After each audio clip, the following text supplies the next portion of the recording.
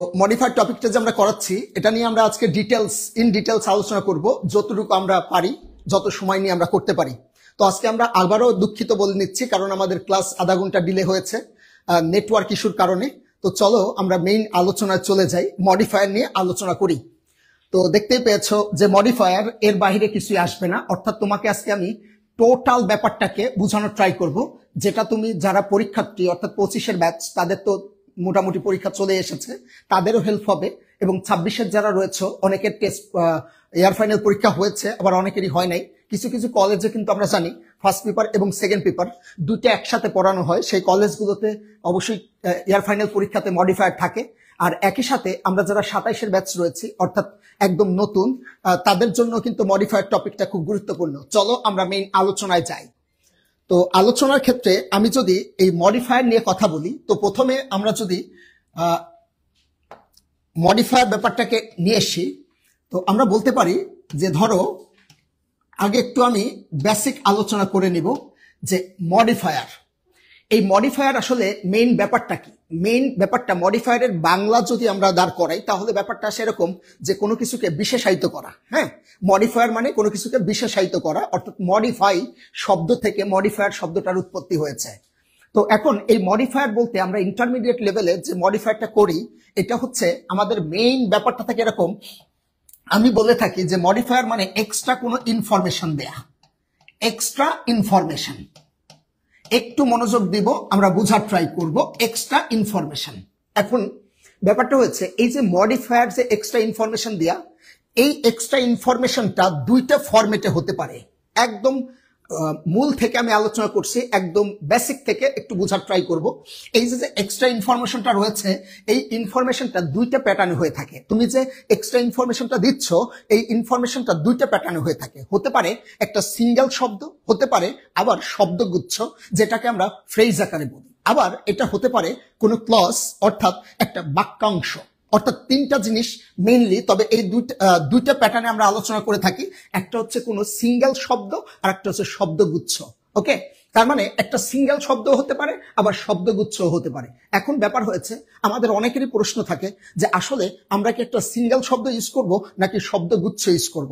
এটা কিন্তু তোমরা যারা 25-এর ব্যাচ রয়েছে এবং 26-এর রয়েছে, তারা কিন্তু মোটামুটি মডিফায়ার করেছো। তোমরা জানো যে ব্র্যাকেটের মধ্যে তোমাকে সুন্দর করে একটা ইনস্ট্রাকশন দিয়ে দেয় যে তুমি আসলে কি ব্যবহার করবা। হ্যাঁ, আর এখানে এই জায়গায় যেই ইনস্ট্রাকশনটা দিবে, এই ইনস্ট্রাকশন অনুযায়ী আমরা ব্যবহার করব। তো চলো আমরা আগে একটা প্রশ্ন দেখাই, প্যাটার্নটা কেমন হয় প্রশ্নের। তো তোমরা মোটামুটি জানো, দেখো এখানে ধরো এ নাম্বারটা গ্যাপ দিয়েছে, দেওয়ার পর এই যে ব্র্যাকেটের মধ্যে আমাদের কি ব্যবহার করতে হবে সেটা কিন্তু ডিসক্রাইব করেছে। তো দেখা যাচ্ছে use possessive two premodify the noun. আবার দেখো বি নাম্বারে use an adjective to premodify the noun. এইভাবে তোমাকে প্রতিটা আর কি ফিল ইন দ্য গ্যাপসে তোমার কি করবে, এরকম ইনস্ট্রাকশন দিয়ে দিবে। তো ইনস্ট্রাকশন দেখে ইনস্ট্রাকশনের প্রেক্ষিতে তোমাকে কিন্তু আলোচনা করতে হবে। তো ব্যাপারটা এরকম, আমি তোমাকে মনে হয় প্রশ্ন প্যাটার্নটা বোঝাতে পেরেছি যে আমাদের যে ইনস্ট্রাকশন দিয়ে দিবে, ইনস্ট্রাকশন অনুযায়ী আমরা জিনিসটাকে ব্যবহার করব। এখন এই যে আমি বললাম একটু আগে, তোমাদের বললাম যে এক্সট্রা ইনফরমেশন দেয়া, এটা হতে পারে কোনো সিঙ্গেল শব্দ, হতে পারে কিন্তু শব্দগুচ্ছ। তো ব্যাপারটা কেমন আমি আর একটু ডেসক্রাইব করি। মনে করো আমি লিখলাম অ্যাক্টর। হ্যাঁ, এখানে ধরো গ্যাপ দিয়েছে, ব্র্যাকেটে লিখে দিয়েছে ধরো প্রি মডিফাই দ্য নাউন। হ্যাঁ, এই যে গ্যাপটা দিয়েছে, মনে করো এই জায়গায় অ্যাক্টর লেখা আছে। এখন তুমি এখানে এমন একটা শব্দ চয়েস করবে যে শব্দটা ওখানে বসালে এই সেন্টেন্সটা মিনিংফুল হয়। আমি যে সেন্টেন্সটা লিখবো এটা যেন মিনিংফুল হয়। তো সেক্ষেত্রে ধরো একজনে কি লিখবে, ফেমাস, ফেমাস অ্যাক্টর। আবার আরেকজনে এই ফেমাস না লিখে লিখবে পপুলার অ্যাক্টর, আরেকজন লিখবে গ্রেট অ্যাক্টর।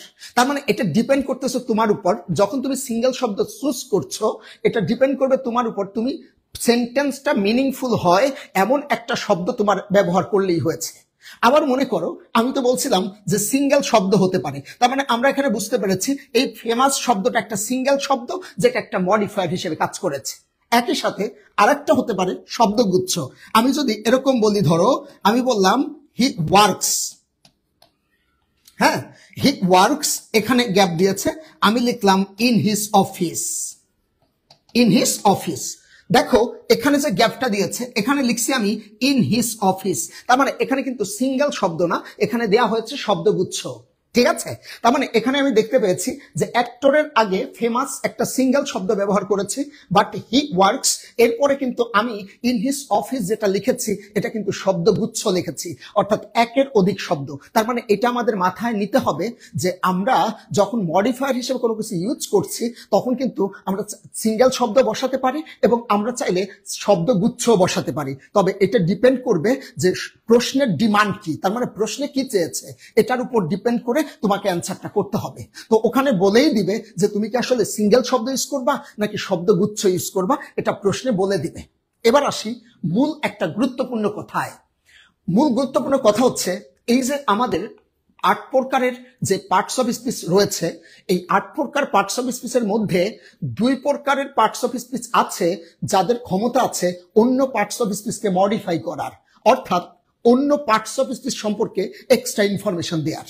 ঠিক আছে, তার মানে আমরা যদি এরকম বলি যে আসলে সেই 2 প্রকার পার্টস অফ স্পিচ কি কি, তো ব্যাপারটা হয় এরকম, আমরা যখন কোনো নাউন সম্পর্কে অথবা প্রোনাউন সম্পর্কে, হ্যাঁ, নাউন অথবা প্রোনাউনকে মডিফাই করার কথা বলে তখন আমরা ওই স্থানে একটা অ্যাডজেক্টিভ শব্দ ইউজ করে থাকি। অর্থাৎ যদি কখনো বলে যে প্রি মডিফাই দ্য নাউন, অর্থাৎ নাউনকে মডিফাই করার কথা বলে, তুমি অবশ্যই যেই গ্যাপটা দিবে, বুঝছো, এই গ্যাপের মধ্যে তুমি সুন্দর করে একটা অ্যাডজেক্টিভ শব্দ বসাবে। কিন্তু যদি এই নাউন ছাড়া অন্য যে কোনোটা বলুক, যাকেই বলুক, সেই ক্ষেত্রে আমরা অ্যাডভার্ব শব্দ ইউজ করে থাকি। এখন এটা বিশেষ করে 3টা পার্টস অফ স্পিচ হয়ে থাকে। আমি প্রিভিয়াস ইয়ার্স এর যত প্রশ্ন দেখেছি এই 3টা পার্টস অফ স্পিচের প্রেক্ষিতে আমি দেখেছি যে অ্যাডভার্ব মডিফাই করে থাকে। সেই 3টা পার্টস অফ স্পিচ, নাম্বার 1 হচ্ছে ভার্ব, নাম্বার 1, নাম্বার 2 হচ্ছে কোনো অ্যাডজেক্টিভ, নাম্বার 3 হচ্ছে কোনো অ্যাডভার্ব। মনোযোগ দিবা। তো ব্যাপারটা কেমন দেখো, এই 3টা পার্টস অফ স্পিচকে যদি কখনো মডিফাই করার কথা বলে তাহলে আমি ওই স্থানে আমি বসাবো একটা অ্যাডভার্ব শব্দ। কি শব্দ বসাবো? অ্যাডভার্ব শব্দ। এখন ব্যাপার হয়েছে ভার্ব, অ্যাডজেক্টিভ এবং অ্যাডভার্ব। অনেকেরই প্রশ্ন থাকে অ্যাডভার্ব কি, অ্যাডভার্ব কি মডিফাই করে? মডিফাই কিভাবে করে সেই ব্যাপার নিয়ে আমি 2-1টা সেন্টেন্স লিখাবো, লিখানোর পর তোমাদের বুঝাবো যে কিভাবে মডিফাই করতেছে। তবে তার আগে এটা একটু মাথার মধ্যে নিয়ে নাও যে নাউন অথবা প্রোনাউন, বিশেষ করে প্রোনাউনের কথা মডিফায়ারের মধ্যে বলে না, বলে হচ্ছে নাউনের কথা। যখন বলবে নাউনকে মডিফাই করো তখন তুমি ওই স্থানে বসানো ট্রাই করবা একটা অ্যাডজেক্টিভ শব্দ, যেটা কোনো নাউনের দোষ, গুণ, অবস্থা, সংখ্যা, পরিমাণ, বিভিন্ন কিছু বুঝাতে পারে। ছোটবেলায় আমরা পড়ছি না যে নাউনকে মডিফাই করে, মানে যেই অ্যাডজেক্টিভের কথা বলে, যে অ্যাডজেক্টিভ মানে কি, কোনো নাউনের দোষ, গুণ, অবস্থা, সংখ্যা, পরিমাপ, এই যে ব্যাপারগুলা, এই ব্যাপারগুলাই কিন্তু মডিফিকেশন করতো। আমাদের কিন্তু ওই সময় এই কথাটা বলে নাই, আমাদের কি করাইছে, আমাদের ডিরেক্টলি মুখস্থ করাইছে অ্যাডজেক্টিভ কাকে বলে। বাট তখন যদি একটু বুঝাতো আমাদের যে অ্যাডজেক্টিভ মানে কোনো নাউনের দোষ, গুণ, অবস্থা, সংখ্যা যে বলছে, বলা মানেই হচ্ছে এটা মডিফায়ার হিসেবে কাজ করছে। তো আশা করি এতটুকু বুঝছো। যদি কখনো নাউনকে মডিফাই করার কথা বলে তখন আমরা অ্যাডজেক্টিভ শব্দ চয়েস করব, বাট ওইটা বাদে যদি কোনো অবস্থাতে ভার্বকে মডিফাই করার কথা বলে তাহলে আমরা একটা অ্যাডভার্ব লিখবো, যদি অ্যাডজেক্টিভকে মডিফাই করার কথা বলে তাহলে আমরা একটা অ্যাডভার্ব লিখবো, যদি কখনো অ্যাডভার্বকে মডিফাই করার কথা বলে তাও কিন্তু আমরা একটা অ্যাডভার্ব ইউজ করব। এটা হচ্ছে মেইন থিং। এখন আমরা আসি নেক্সট আরেকটা জিনিসে, যে আসলে এই যে মডিফাই করে আমরা বলি, হ্যাঁ, যে ভাই আপনি তো বললেন যে নাউনকে মডিফাই করে অ্যাডজেক্টিভ, সেটা তো বুঝছি, কিন্তু মডিফাই কিভাবে করে এই জিনিসটা আমাদের একটু অনেকেই বুঝে না। খালি বুঝে যে মডিফাই করে, কিন্তু জিনিসটা ভিতর থেকে ফিল করতে পারে না। এই ফিল করার ব্যাপারটা আমি 2টা উদাহরণের মাধ্যমে বুঝাই। মনে করো আমি পয়েন্ট নাম্বার 1-এ আমি লিখলাম এরকম, we could not go outside, go outside, লিখলাম because of rain। মনে করো এখানে একটা সেন্টেন্স লিখেছি, we could not go outside because of rain. এটা কিন্তু একটা মিনিংফুল সেন্টেন্স। এখন এই সেন্টেন্সটাকে আর একটু বড় করে তোমাকে বলতে পারে যে প্রি মডিফাই দ্য নাউন, অর্থাৎ নাউন মানে নাউনকে মডিফাই করার কথা বলতে পারে।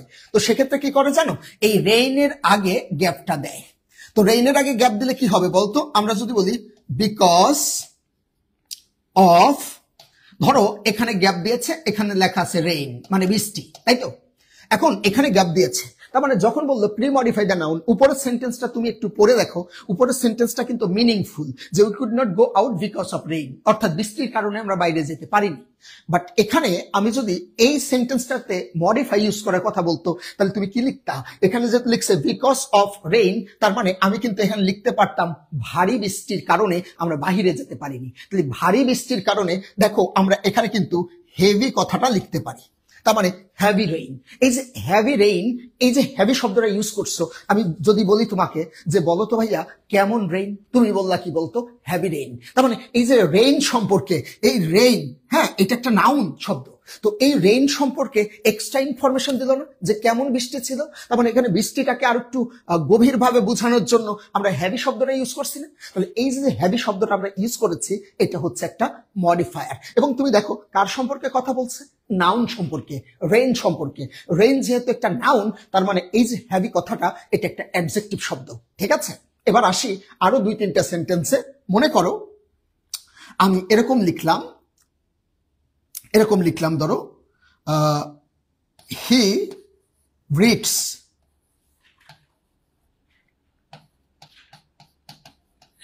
অ্যাটেন্টিভলি। মনে করো এখানে ছোট্ট একটা সেন্টেন্স লিখছি, হি রিডস অ্যাটেন্টিভলি। এবার আমাকে বলো তো, আমি যদি বলি সে কেমন, কোন উত্তর নেই। বাট আমি যদি বলি কিভাবে সে পড়ে, বলতে এই যে কিভাবে পড়ে, এই পড়ার সম্পর্কে এক্সট্রা ইনফরমেশন দিয়েছে। আমি যদি বলি কিভাবে পড়ে, তোমার অ্যান্সার কিন্তু আসবে ভাইয়া খুব মনোযোগ সহকারে পড়ে। তাহলে আমাকে বলো তো, এই যে রিডস, এটা একটা ভার্ব শব্দ ছিল। আমি যখন ভার্বকে প্রশ্ন করলাম কিভাবে পড়ে, তখন কিন্তু তুমি অ্যান্সার করেছো অ্যাটেন্টিভলি পড়ে। তাহলে আমাকে একটু কাইন্ডলি বলো তো, এই যে আমি তোমাকে প্রথমে শিখিয়ে এসেছিলাম যে ভাইয়া ভার্বকে মডিফাই করে কিন্তু অ্যাডভার্ব শব্দ। কোন শব্দ? অ্যাডভার্ব শব্দ। আর এই কারণে আমরা বলতে পারি যে হি রিডস অ্যাটেন্টিভলি, তার মানে অ্যাটেন্টিভলি একটা অ্যাডভার্ব শব্দ, যেটা মডিফাই করছে কাকে বলতো? রিডসকে, যে কিভাবে পড়ে। তার মানে এখানে কিন্তু রিডস এর ব্যাপারে কথা বলেছে। এই কারণে আমরা অ্যাটেন্টিভলি শব্দটাকে অ্যাডভার্ব বলে থাকি। এবং আমরা যেহেতু ভার্বকে মডিফাই করে অ্যাডভার্ব, তার মানে এখানে একটা অ্যাডভার্বই বসাতে হবে। এটা এখানে গ্যাপ দেওয়া থাকবে, হয়তো বলবে pre post modify the verb বা প্রি মডিফাই দ্য নাউন, এরকম বলা থাকবে। ঠিক আছে, তার মানে এখানে আমরা বুঝতে পারলাম হি রিডস অ্যাটেন্টিভলি, তার মানে এই অ্যাটেন্টিভলি শব্দটা একটা অ্যাডভার্ব শব্দ। বিশেষ করে আমাদের ইন্টারমিডিয়েট লেভেলে যেই অ্যাডভার্ব ইউজ করা হয়ে থাকে, সেই অ্যাডভার্বটা বিশেষ করে একটা নাম আছে অ্যাডভার্ব অফ ম্যানার। বিশেষ করে এই অ্যাডভার্বটা LY যুক্তই বেশি হয়ে থাকে। হ্যাঁ, যে অ্যাডভার্ব নিয়ে অনেকের মধ্যে একটা কনফিউশন থাকে যে ভাই আপনি তো অ্যাডভার্ব বললেন, কিন্তু অ্যাডভার্ব তো আমরা গঠন করতে পারি না। ছোট্ট করে একটু বলে দেই, ব্যাপারটা হয় এরকম, এই যে আমরা যে কোনো অ্যাডজেক্টিভ চয়েস করে যদি ওই অ্যাডজেক্টিভের সাথে LY দেই, তখন কিন্তু এটা একটা অ্যাডভার্ব শব্দ হয়ে যায়। কি শব্দ হয়ে যায়? অ্যাডভার্ব। যেমন আমি বললাম স্মার্ট, এটা একটা অ্যাডজেক্টিভ শব্দ, বাট আমি যখন বলবো স্মার্টলি, তখন কিন্তু এটা একটা অ্যাডভার্ব শব্দ হয়ে যাবে। আমি যদি বলি অ্যাটেন্টিভ, এটা কিন্তু একটা অ্যাডজেক্টিভ, বাট আমি যখন বলবো অ্যাটেন্টিভলি, তখন কিন্তু এটা একটা অ্যাডভার্ব হয়ে যাবে। আমি বললাম নাইস, এটা কিন্তু একটা অ্যাডজেক্টিভ, বাট আমি যখন বলবো নাইসলি, তখন কিন্তু এটা একটা অ্যাডভার্ব হয়ে যাবে। আমি বললাম গ্রেট, এটা একটা অ্যাডজেক্টিভ, বাট আমি যখন বলবো গ্রেটলি, তখন কিন্তু এটা একটা অ্যাডভার্ব হয়ে যাবে। আর এটাকে বিশেষ করে বলা হয়ে থাকে adverb of manner, adverb of manner. Okay, তো আশা করি এতটুকু তোমরা বুঝছো। যেমন আরেকটা সেন্টেন্স যদি আমি বলি, ধরো আমি এখানে একটা সেন্টেন্স লিখলাম, হি রানস ফাস্ট। মনে করো এটা একটা সেন্টেন্স। এখন আমি যদি বলি সে কেমন, তুমি কিন্তু কোনো অ্যান্সার পাচ্ছ না। বাট আমি যদি বলি কেমন দৌড়ায়, তখন তুমি কিন্তু অ্যান্সার করবা ফাস্ট দৌড়ায়। এই যে ফাস্ট দৌড়ায়, তাহলে বলতো কার সম্পর্কে তথ্য দিচ্ছে? রানস সম্পর্কে। যেহেতু রানস সম্পর্কে তথ্য দিচ্ছে, তার মানে এই যে ফাস্ট শব্দটা, এই ফাস্ট শব্দটা একটা অ্যাডভার্ব, আর আমরা জানি ভার্বকে মডিফাই করে কি? অ্যাডভার্ব। ওকে, এবার আমরা এখানে কিন্তু কয়েকটা জিনিস পেয়েছি। ভার্বকে মডিফাই করেছে অ্যাডভার্ব, নাউনকে মডিফাই করছে অ্যাডজেক্টিভ। এখন তোমাদের মধ্যে অনেকেরই প্রশ্ন থাকতে পারে এরকম যে ভাইয়া অ্যাডভার্ব যে অ্যাডভার্বকে মডিফাই করে, আপনি তো বললেন একটা উদাহরণের মাধ্যমে দেখান। আমি যদি এই সেন্টেন্সটাকে, উপরের সেন্টেন্সটাকে এরকম লিখতাম, দেখো তো, হি রানস ভেরি ফাস্ট। বুঝার ট্রাই করো, হি রানস ভেরি ফাস্ট। তো এখন আমি যদি তোমাকে প্রশ্ন করি যে সে কেমন দৌড়ায়, বুঝার ট্রাই করো সবাই। দেখো কেমন দৌড়ায়, এটা একটা ভার্ব, তাহলে ভার্বকে মডিফাই করবে কি? ফাস্ট। তার মানে ফাস্ট এটা একটা অ্যাডভার্ব। বুঝছো? তুমি একটা শব্দ নিবা, কেমন, এখানে সিঙ্গেল শব্দ নিতে হবে। তুমি যদি এরকম বলো সে কেমন দৌড়ায়, তুমি বললা ভেরি ফাস্ট দৌড়ায়, তাহলে কিন্তু ব্যাপারটা হবে না। ব্যাপারটা এরকম হবে যে সে কেমন দৌড়ায়, প্রথমে উত্তর নিতে হবে ফাস্ট দৌড়ায়। তার মানে এটা একটা অ্যাডভার্ব পেয়েছি। এখন আমার প্রশ্ন হচ্ছে, আমি এখানে দেখব যে অ্যাডভার্বকে কিভাবে অ্যাডভার্ব মডিফাই করে। আমাকে বলো তো, আমি যদি ওখানে বলি কেমন ফাস্ট, কেমন ফাস্ট, তখন কিন্তু তোমার কাছে উত্তর আসে ভেরি ফাস্ট। তাহলে এই যে অ্যাডভার্বকে প্রশ্ন করছিলাম কেমন ফাস্ট, তুমি বললা ভেরি ফাস্ট। তার মানে এই ভেরি শব্দটা কিন্তু তখন একটা অ্যাডভার্ব যেটা ওই ফাস্টকে মডিফাই করেছে। তার মানে এখানে আমরা দেখতে পেলাম যে রানসকে মডিফাই করলো ফাস্ট আর ফাস্টকে মডিফাই করলো ভেরি। সুতরাং এখানে ভার্বকে মডিফাই করছে ফাস্ট, আবার এই ফাস্ট অ্যাডভার্বকে মডিফাই করছে ভেরি, অর্থাৎ এর সম্পর্কে এক্সট্রা একটা ইনফরমেশন দিয়েছে। আশা করি এতটুকু তোমরা বুঝতে পেরেছো। তো যারা জয়েন করে আছো তারা আমাদের ক্লাসটা অবশ্যই লাইভ ক্লাসটা একটু শেয়ার করে দাও, সবাইকে দেখার মতো সুযোগ করে দাও। আমরা একটু পরে আসল আলোচনায় যাব। এটা একদমই বেসিক আলোচনা ছিল, যেটা দিয়ে তুমি মডিফায়ারের বেশি প্রশ্ন সলভ করতে পারবা না। কিন্তু একটু পরে যে আলোচনাটা করব, এই আলোচনার কথা আমার শুনলে তুমি 10টার মধ্যে 6 থেকে 7টা অটোমেটিক্যালি পারবা। আর যে 2 থেকে 3টা, এই 2 থেকে 3টার জন্য তোমাকে অনেকগুলা প্র্যাকটিস করতে হবে। হ্যাঁ, তোমার ভোকাবুলারি সেন্স থাকতে হবে, যেটার মাধ্যমে তুমি বাকি যেই প্রশ্নগুলা থাকবে ওই যে 2 থেকে 3টা একটু কঠিন হবে, যেটা তোমার ভোকাবুলারি নলেজ দরকার, ওইটা তুমি পারবা। তো একটু ওয়েট করো, আমাদের ক্লাসটা একটু শেয়ার করে দাও। আমরা দেখতে চাই কে কে আমাদের সাথে যুক্ত আছো। একটু ক্লাসটা শেয়ার করে দাও সবাই, ক্লাসটা শেয়ার করে দাও যারা যারা যুক্ত আছো। আমি মডিফায়ারের চেষ্টা করব চমৎকার করে তোমাদের বোঝানোর জন্য। একটু ক্লাসটা সবাই শেয়ার করে দাও। হ্যাঁ, মডিফায়ারের উপরে যে বেসিক ক্লাসটা হবে একটু সবাই শেয়ার করে দাও। তো আমি আবার একটু রিভিউ করি জিনিসগুলো। হ্যাঁ, দেখো, we could not go outside because of rain, এটা একটা সিম্পল সেন্টেন্স। ঠিক আবার বলছি বিকজ অফ হেভি রেইন, তার মানে এই যে রেঞ্জ এর আগে গ্যাপ দিয়েছে, এখানে আমরা হেভি কথাটা ইউজ করেছি। তার মানে হেভি শব্দটা এখানে একটা অ্যাডজেক্টিভ শব্দ। এরপর দেখো হি রিডস অ্যাটেন্টিভলি, তাহলে এখানে রিডস অ্যাটেন্টিভলি বলেছি, তার মানে এই রিড সম্পর্কে তথ্য দিয়েছে অ্যাটেন্টিভলি। তার মানে এই যে ভার্বকে মডিফাই করেছে কে? অ্যাডভার্ব। এরপরে দেখো হি রানস ফাস্ট, তাহলে এখানে আমি বললাম কেমন দৌড়ায়? ফাস্ট দৌড়ায়। তার মানে তুমি বুঝতে পেরেছো যে রানকে মডিফাই করছে ফাস্ট, অর্থাৎ এখানে একটা অ্যাডভার্ব। এরপর দেখো হি রানস ভেরি ফাস্ট, এখানে বলছিলাম কেমন দৌড়ায়, প্রথমে আমরা বলছি ফাস্ট দৌড়ায়, বাট আমি যদি বলি কেমন ফাস্ট, তুমি কিন্তু বলছো ভাইয়া ভেরি ফাস্ট। তার মানে আমরা বুঝতে পারলাম এই ভার্বসকে মানে রানসকে মডিফাই করলো ফাস্ট আর ফাস্টকে মডিফাই করলো ভেরি। আশা করি তোমরা এতটুকু বুঝতে পেরেছো। আমরা পরবর্তী আলোচনায় যাব, আর একটু বুঝার আছে এখানে মডিফায়ার। আচ্ছা, এখন দেখো আমি একটু আবার সাম অফ করি। ব্যাপারটা এরকম, যদি কখনো নাউনকে মডিফাই করার কথা বলে, কাকে? নাউনকে, তাহলে আমরা ওখানে অ্যাডজেক্টিভ শব্দ বসাবো। যদি কখনো নাউন ছাড়া ভার্ব, অ্যাডজেক্টিভ, অ্যাডভার্ব এই তিনটাকে মডিফাই করার কথা বলে, তাহলে আমরা ওখানে একটা অ্যাডভার্ব বসাবো। এখন এই অ্যাডভার্ব নিয়ে আমি আরো একটু ডিটেলস আলোচনা করব, দেন হচ্ছে আমরা মেইন আলোচনায় যাব। তো ব্যাপারটা হয়েছে কি জানো, এই যে অ্যাডভার্ব, বুঝছো, এই অ্যাডভার্ব বিশেষ করে 4টা প্যাটার্নে গঠন করা যায়।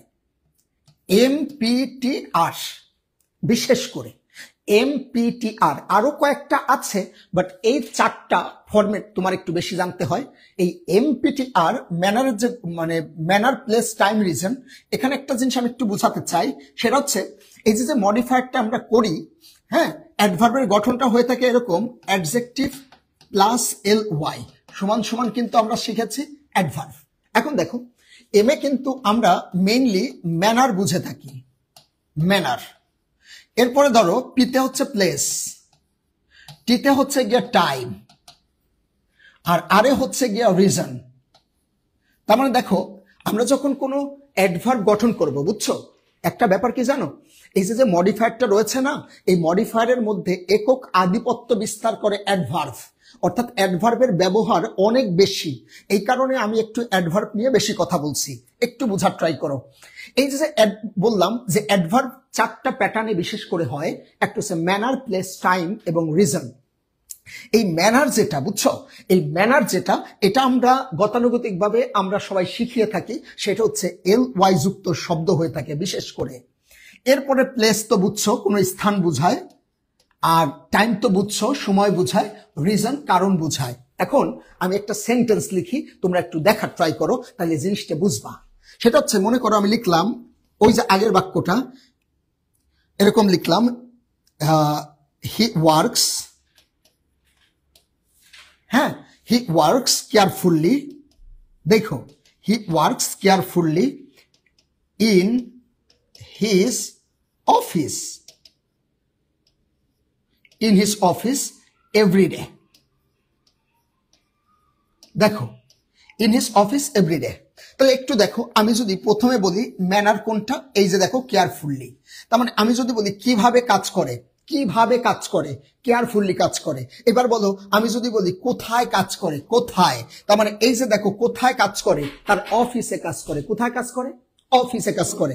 আর এখন যদি বলি কখন কাজ করে, তার মানে দেখো এভরিডে কাজ করে, এভরিডে। তার মানে তুমি দেখো এই ম্যানার প্যাটার্নে হতে পারে, প্লেস প্যাটার্নে হতে পারে, টাইম প্যাটার্নে হতে পারে, রিজন প্যাটার্নে হতে পারে। যদিও রিজনের ব্যবহারটা অত বেশি না, কেমন, রিজনের ব্যবহারটা একটু কম। তো আমাদের যেটা মাথায় রাখতে হবে যে ম্যানার মানে এল ওয়াই যুক্ত দিয়ে হয়ে থাকে ম্যাক্সিমাম, এরপরে ধরো প্লেস স্থান হয়, এবং টিতে টাইম, যেটা আমাদের লাস্টে হতে পারে। এখন ব্যাপার হয়েছে কি দেখো, আমাদের কিন্তু কোশ্চেনের মধ্যে ডিমান্ড করবে যে ইউজ অ্যাডভার্ব। যখন বলবে ইউজ অ্যাডভার্ব, তখন তুমি 3-4টা প্যাটার্নের যে কোনো একটা প্যাটার্ন অনুযায়ী তুমি ব্যবহার করতে পারবা। এখন এখানে একটা জিনিস খেয়াল করছো, এখানে দেখো আমি যখন ম্যানারটা বলেছি, ম্যানার, ম্যানার কিন্তু একটা সিঙ্গেল শব্দ হয়েছে, বাট প্লেসটা যখন বলছি তখন কিন্তু এটা একটা ফ্রেজ আকারে হয়েছে। দেখো ইন হিজ অফিস শব্দ কিন্তু একটা না, এই যে একটা ফ্রেজ আকারে হয়েছে। আবার এভরিডে কিন্তু সিঙ্গেল শব্দ হয়েছে, ঠিক আছে, এটা কিন্তু সিঙ্গেল শব্দ হয়েছে। তার মানে এখানে আমরা বুঝতে পারলাম carefully in his office everyday, এখানে 3 ধরনের ম্যানারই এখানে, মানে 3 ধরনের অ্যাডভার্ব শব্দই এখানে রয়েছে। আশা করি তোমরা এতটুকু বুঝতে পেরেছো। তো এখন আমি মেইন আলোচনায় যাব, যেই আলোচনার উপর ডিপেন্ড করে আমরা তোমার বললাম যে 6 থেকে 7টা আমরা অটোমেটিক্যালি পারবো, বাট বাকি 2 থেকে 3টা বা 4টা এটা ডিপেন্ড করবে তোমার উপরে যে তুমি কতটুকু দক্ষতা অর্জন করতে পেরেছো, ভোকাবুলারি নলেজ তোমার কেমন। এইগুলা যদি তোমার মোটামুটি ভাইয়া ভালো থাকে, তাহলে মোটামুটি মানে 10টা, দ্যাট মিনস 5-এ 5 তুমি পাবে। চলো আমরা মেইন আলোচনায় যাই। তো আলোচনা এখানে আমি একদম স্পেসিফিক করে দিয়েছি। এই আলোচনাটুকুর উপরে ডিপেন্ড করে কিন্তু আমি বলেছি যে 6 থেকে 7টা প্রশ্ন তুমি অটোমেটিক্যালি পারবে, আর 3 থেকে 4টা প্রশ্ন তোমাকে কিন্তু ভোকাবুলারি নলেজ দরকার। তো চলো আমরা একটু মেইন আলোচনায় দেখি। তোমরা কিন্তু একটা জিনিস জেনেছো যে ভাইয়া মডিফায়ার বিশেষ করে 2 প্রকারের হয়, একটা হচ্ছে প্রি আর একটা হচ্ছে পোস্ট। যদিও আমাদের ইন্টারমিডিয়েট লেভেলে প্রি পোস্ট বোঝার কোনো প্রয়োজনই হয় না, ওখানে গ্যাপ তো দেয়াই থাকে, ফিল ইন দা গ্যাপ, তাই না? তো চলো আমরা একটু দেখাই। আমরা বাম পাশে ইনস্ট্রাকশন, এই ইনস্ট্রাকশন দেখানোর আগে ইনস্ট্রাকশন ব্যাপারটাকে একটু বুঝাই আসি। দেখো এখানে কিন্তু একটা ইনস্ট্রাকশন দিয়েছে, দিছে use possessive to pre-modify the noun. Pre-modify the noun তার মানে নাউনের পূর্বে বসবে। যখন বলবে পোস্ট মডিফায়ার, তার মানে যেখানে যে শব্দটা থাকবে শব্দের পরে বসবে। এবার দেখো এখানেও বলছে use an adjective to pre-modify the noun, তার মানে এখানে একটা অ্যাডজেক্টিভ ইউজ করতে বলছে। এবার যদি আমি সিতে যাই, এই জায়গা শুধু লিখে দিচ্ছে প্রি-মডিফাই দ্য নাউন। তার মানে এই যে ইনস্ট্রাকশন দিচ্ছে, ইনস্ট্রাকশনের মধ্যে আমি বলছিলাম 2টা জিনিস গুরুত্বপূর্ণ। একটা হচ্ছে নাউনের কথা যদি বলে, কখনো নাউনের কথা বলে যে প্রি-মডিফাই দ্য নাউন, নাউনের কথা বলে, তখন তুমি ওই স্থানে একটা অ্যাডজেক্টিভ শব্দ বসাবা। কিন্তু নাউন ছাড়া যদি অন্য ব্যতিক্রম অন্য কিছুর কথা বলে, বিশেষ করে ভার্ব, অ্যাডজেক্টিভ, অ্যাডভার্ব, তাহলে কিন্তু তুমি ওখানে একটা অ্যাডভার্ব শব্দ বসাবা। তো এইরকম ইনস্ট্রাকশন দেয়া থাকবে, এই ইনস্ট্রাকশন অনুযায়ী আমরা ধরে ধরে বসিয়ে দিব। তো বসানোর আগে আমাদের কিন্তু এটা জানতে হবে যে কি ইনস্ট্রাকশন দিতে পারে আর কি অ্যান্সার আমরা করব। মনোযোগ দিও। দেখো এখানে এই যে ইনস্ট্রাকশন নামে দিয়েছি, হ্যাঁ এখানে দেখো ইনস্ট্রাকশন নামে দিয়েছি। আচ্ছা ওকে, দেখো এখানে ইনস্ট্রাকশন নামে দিয়েছি, আর এই সাইডে দিয়েছি তুমি অ্যান্সারটা কি করবা। তার মানে ইনস্ট্রাকশন অনুযায়ী আমরা অ্যান্সার করব, বুঝার ট্রাই করব। প্রথম ইনস্ট্রাকশন, গত বছর ঢাকা বোর্ডে একটা বা 2টা ছিল, দেখবা প্রথমেই লেখা আসে ইন্টেন্সিফায়ার। কি বলবে বলো? Use intensifier. যখনই তোমার ইউজ ইন্টেন্সিফায়ার কথাটা বলবে, তখন বিশেষ করে ওখানে একটা অ্যাডভার্ব ইউজ করতে হয়। আর এই অ্যাডভার্ব হিসেবে আমরা মেইনলি ব্যবহার করে থাকি ম্যাক্সিমাম সবগুলোর মধ্যে 2-1টা বাদে, বিশেষ করে সব জায়গায় ভেরি অ্যান্সার হয়। এছাড়া তোমার ইন্টেন্সিফায়ার টু হতে পারে, সো হতে পারে। মনে করো তোমার কারোর সাথে একটু ধাক্কা লাগলো, এখন একজন বলল সো সরি, এটা কিন্তু হয়। আবার যদি বলে ভেরি সরি, এটাও কিন্তু হয়। এখন যদি এরকম বলে না এক্সট্রিমলি সরি, এই যে এক্সট্রিমলি সরি, তার মানে এই কারণে তোমার এখানে দেওয়া হয়েছে ইন্টেন্সিফায়ার হিসেবে তুমি চাইলে যে কোনো অ্যাডভার্ব ইউজ করতে পারো। বাট আমার পরামর্শ হচ্ছে তুমি দেখবে যদি ভেরি বসিয়ে ভেরিটা বসিয়ে অ্যান্সারটা হয়ে যাচ্ছে তখন তুমি ভেরি অ্যান্সার করো। এবং তোমরাও জানো যে তোমাদের টিচাররা যেটা পড়িয়েছে সেটা কিন্তু ম্যাক্সিমাম ক্ষেত্রে ওখানে ভেরি ইউজ করতে হবে এটাই শিখিয়েছে। আশা করি এতটুকু বুঝতে পেরেছ। তার মানে ইন্টেন্সিফায়ার বলা দেরি আছে ভাইয়া, ভেরি বসাইতে দেরি নাই। তবে আমরা একবার দুবার দেখবো যে অন্য কোনো অ্যাডভার্ব বসাই অ্যান্সার হয় কিনা। যদি অন্য কোনো অ্যাডভার্ব বসাই অ্যান্সার হয় তাহলে আমরা কিন্তু অন্য অ্যান্সারই এখানে দিব। ঠিক আছে, কথা ডান। ওকে, এবার আসি 2 নাম্বার। এই 2 নাম্বার নিয়ে তোমাদের সাথে আমার গুরুত্বপূর্ণ কথা হচ্ছে, তোমাকে বলবে ইউজ পার্টিসিপল, মনোযোগ দিও, বলবে ইউজ পার্টিসিপল, না হলে বলবে ইউজ প্রেজেন্ট পার্টিসিপল, না হলে বলবে ইউজ পাস্ট পার্টিসিপল। তার মানে 3টা প্যাটার্নে প্রশ্ন হতে পারে। একটা হচ্ছে use participle, use present participle, use past participle. তো আমরা কিন্তু যেহেতু যারা 25 ব্যাচ তারা এই পর্যন্ত মোটামুটি একটু বুঝছো যে আসলে প্রেজেন্ট পার্টিসিপল কি এবং পাস্ট পার্টিসিপল কি।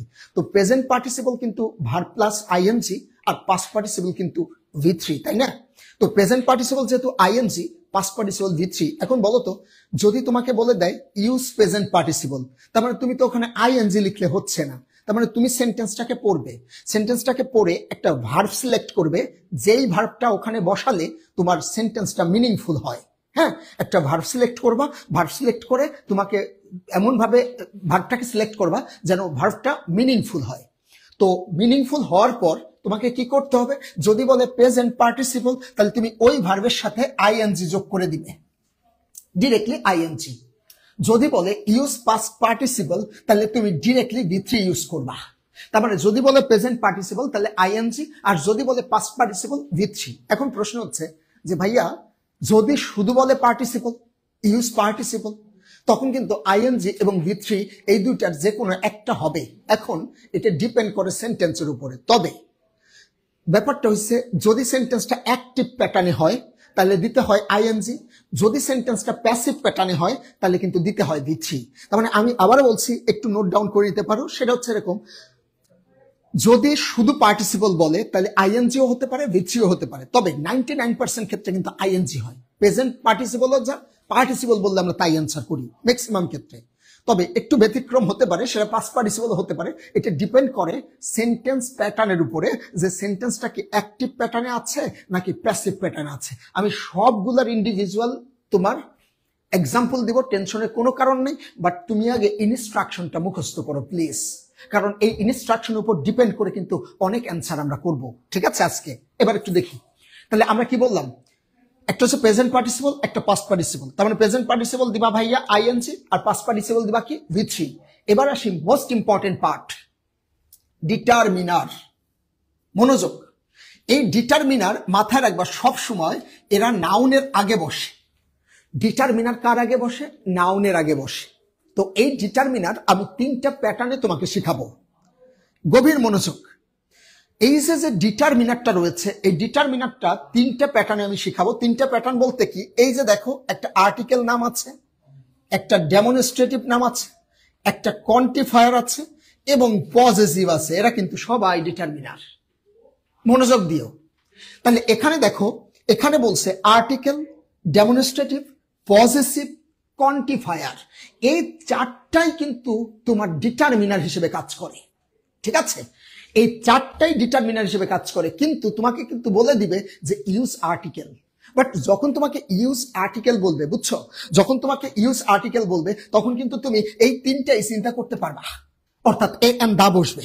হ্যাঁ, এ এন্ড দা বসবে। কিন্তু তোমাকে যদি বলে যে ইউজ ডেমনস্ট্রেটিভ তখন কিন্তু ভাইয়া দিস, দ্যাট, দিস, দোজ। মাথায় রাখবা এই যে যেটা, বুঝছো, এই যে যেটা দিস আর একটা হচ্ছে দ্যাট, বুঝছো, এই দুইটা হচ্ছে ভাইয়া সিঙ্গুলার। আর একটা হচ্ছে THES দিস এবং হচ্ছে দোজ, এই দুইটা হচ্ছে ভাইয়া প্লুরাল। হ্যাঁ, দিস দ্যাট সিঙ্গুলার আর হচ্ছে দিস দোজ প্লুরাল। এবার দেখো, যদি নাউনটা তোমার সিঙ্গুলার হয়, হ্যাঁ, যেই নাউনের আগে তুমি বসাচ্ছ, আমি কিন্তু বলেই দিছি যে ডিটারমিনার কিন্তু নাউনের আগে বসবে। কার আগে বসবে? নাউনের আগে। তাহলে তুমি যেই নাউনের আগে ডিটারমিনারটা বসাচ্ছ, ওই নাউনটা যদি সিঙ্গুলার হয় তাহলে তুমি হয় দিস নাহলে দ্যাট বসাবা। যদি নাউনটা হয় প্লুরাল তাহলে তুমি হয় দিস নাহলে দোজ বসাবা। যেমন আমি যদি বলি, সে ফর এক্সাম্পল, এখানে একটা উদাহরণ দেই, মনে করো আমি লিখলাম পেন, তাহলে পেন লিখছি, তাহলে আমাকে কি লিখতে হবে? পেনটা সিঙ্গুলার, তাহলে আমি লিখবো হয় দিস পেন নাহলে দ্যাট পেন। বাট যদি এখানে হয়ে যায় তো পেন্স, তাহলে আমি লিখতাম হয় দিস পেন নাহলে দোজ পেন। অর্থাৎ সিঙ্গুলারের সাথে সিঙ্গুলার, প্লুরালের সাথে প্লুরাল। ব্যাপারটা হয়েছে কি, আমি একটু ক্লিয়ার করি।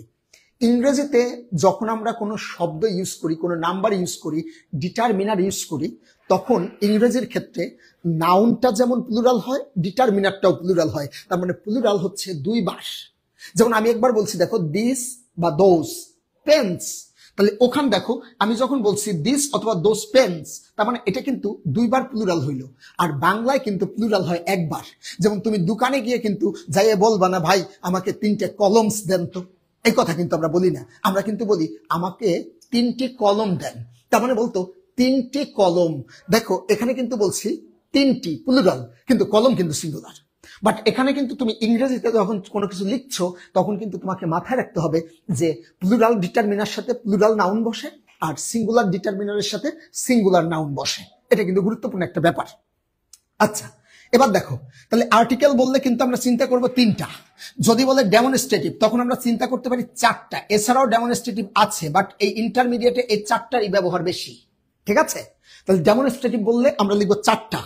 এবার বলো, যদি তোমাকে বলে দেয় যে ইউজ পজেসিভ, আমি তোমাকে দেখাই, দেখো ইউজ পজেসিভ বলছে, আমি তোমাকে যদি প্রশ্নটা দেখাই, প্রথমেই দেখো এই যে লেখা আছে ইউজ পজেসিভ, এই যে ইউজ পজেসিভ। তার মানে এখানে যে ইউজ পজিটিভ কথাটা বলেছে, তার মানে তোমাকে এখানে একটা পজিটিভ রূপ বসাইতে হবে। এখন তোমাকে শেখাইতে হবে যে আসলে পজিটিভ জিনিসটা কি। চলো আমরা একটু দেখাই। এটাকে মেইনলি আমরা ডিটারমিনার বলতে পারি, আমরা এটাকে অ্যাডজেক্টিভও বলতে পারি, কারণ যে কোনো পজিটিভ কেস, হ্যাঁ, এটা হচ্ছে তোমার ডিটারমিনার এবং একই সাথে এটা অ্যাডজেক্টিভ হিসেবে কাজ করে, কারণ এরা নাউনের আগে বসে। এখন এই পজিটিভ নিয়ে আমি একটু তোমাকে বলি। যেমন তুমি যেই সেন্টেন্সে পজিটিভ ইউজ করবা, হ্যাঁ, তুমি তো পজিটিভ ইউজ করবা, ওখানে যে বললো ইউজ পজিটিভ, তাহলে তোমাকে পজিটিভ ইউজ করতে হবে। তো পজিটিভ যে ইউজ করবা, তুমি তখন সাবজেক্টের সাথে মিলানোর ট্রাই করবা যে আসলে সাবজেক্টটা কি প্যাটার্নে আছে। মনে করো সাবজেক্টটা আই প্যাটার্নে আছে, তাহলে তুমি সুন্দর করে ওখানে ওই যে যেখানে ইউজ পজিটিভ বলছে ওখানে তুমি মাই লিখে দিবা। যদি মনে করো সেন্টেন্সটা আছে হি প্যাটার্নে, হি দিয়ে করা হয়েছে সাবজেক্ট, তাহলে লিখবা হিস। মনে করো সেন্টেন্সটার সাবজেক্ট আছে শি, তাহলে লিখবা কি হার। যদি সাবজেক্টটা থাকে উই, তাহলে ভাইয়া নিঃসন্দেহে তুমি লিখবা আওয়ার। যদি সেন্টেন্সের সাবজেক্টটা থাকে দে, তাহলে তুমি নিঃসন্দেহে লিখবা ভাইয়া দেয়ার।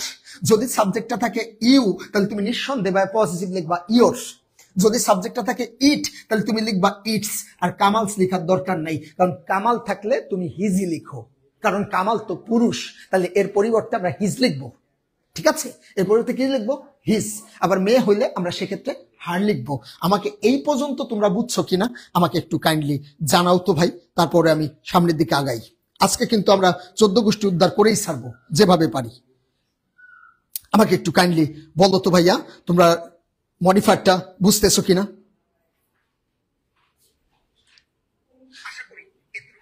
কাইন্ডলি একটু জানাও তো। আমি তো একা একা বক বক করতেইছিলাম, তোমরা একটু বলো তো।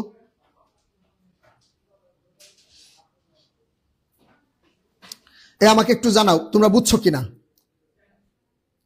এই পর্যন্ত বুঝছো কিনা? Very good. মডিফায়ার কিন্তু আজকে ভাই 14 গোষ্ঠী উদ্ধার করেই ছাড়বো। মডিফায়ার আমি সলভ করাবো, অনেকগুলা সলভ করাবো, এই নিয়ম পড়াবো, এরপরে সলভ করাবো। না পারার কোনো সুযোগ নাই, কিন্তু তোমাকে পারতেই হবে। হ্যাঁ, যারা 24-25 ব্যাচ আছে তাদের তো পারতেই হবে, তাদের তো মারাত্মক ভাবে ফরজ। এবং 26-27 সবাই লাগবে, এবং এটা চমৎকার করে তোমাকে বোঝানো হচ্ছে, এবং কি ব্যবহার করবা না ব্যবহার করবা সেটাও কিন্তু বোঝানো হচ্ছে। Very good, very good.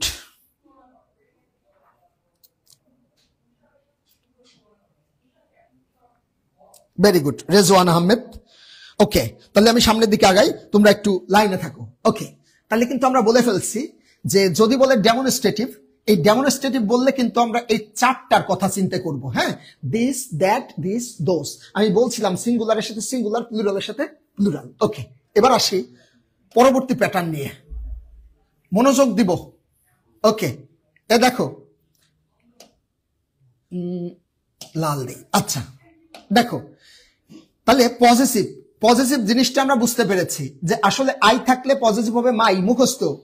হি থাকলে হিস, সি থাকলে হার, উই থাকলে আওয়ার, দে থাকলে দে আর, ইউ থাকলে ইওর, ইট থাকলে ইটস, কামাল থাকলে কামালস। তবে ডিরেক্টলি নাউনের সাথে অ্যাপোস্ট্রফি দিয়ে কখনো পজিটিভ করার দরকার নাই। হ্যাঁ, ওকে।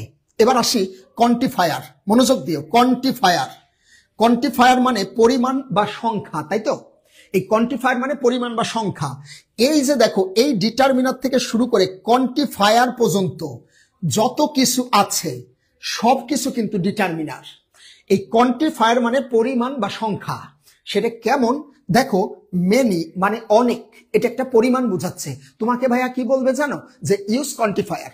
যখন তোমাকে বলবে ইউজ কোয়ান্টিফায়ার, তখন কিন্তু তুমি স্পেসিফিক এইগুলার মধ্যে কোন একটা ব্যবহার করার ট্রাই করবা। যেমন আমি যদি বলি কোয়ান্টিফায়ারের মধ্যে কিন্তু মেনি পড়ে, তাই না? কি পড়ে বলো? মেনি। এরপরে দেখো মাছ, অনেক। মেনিটা হচ্ছে সংখ্যা, দ্যাট মিনস সংখ্যা বোঝায়, যেটা কাউন্টেবল, তার সাথে মেনি বসে। যেমন আমি বললাম অনেক স্টুডেন্ট, সেক্ষেত্রে আমরা কিন্তু বলবো মেনি স্টুডেন্টস।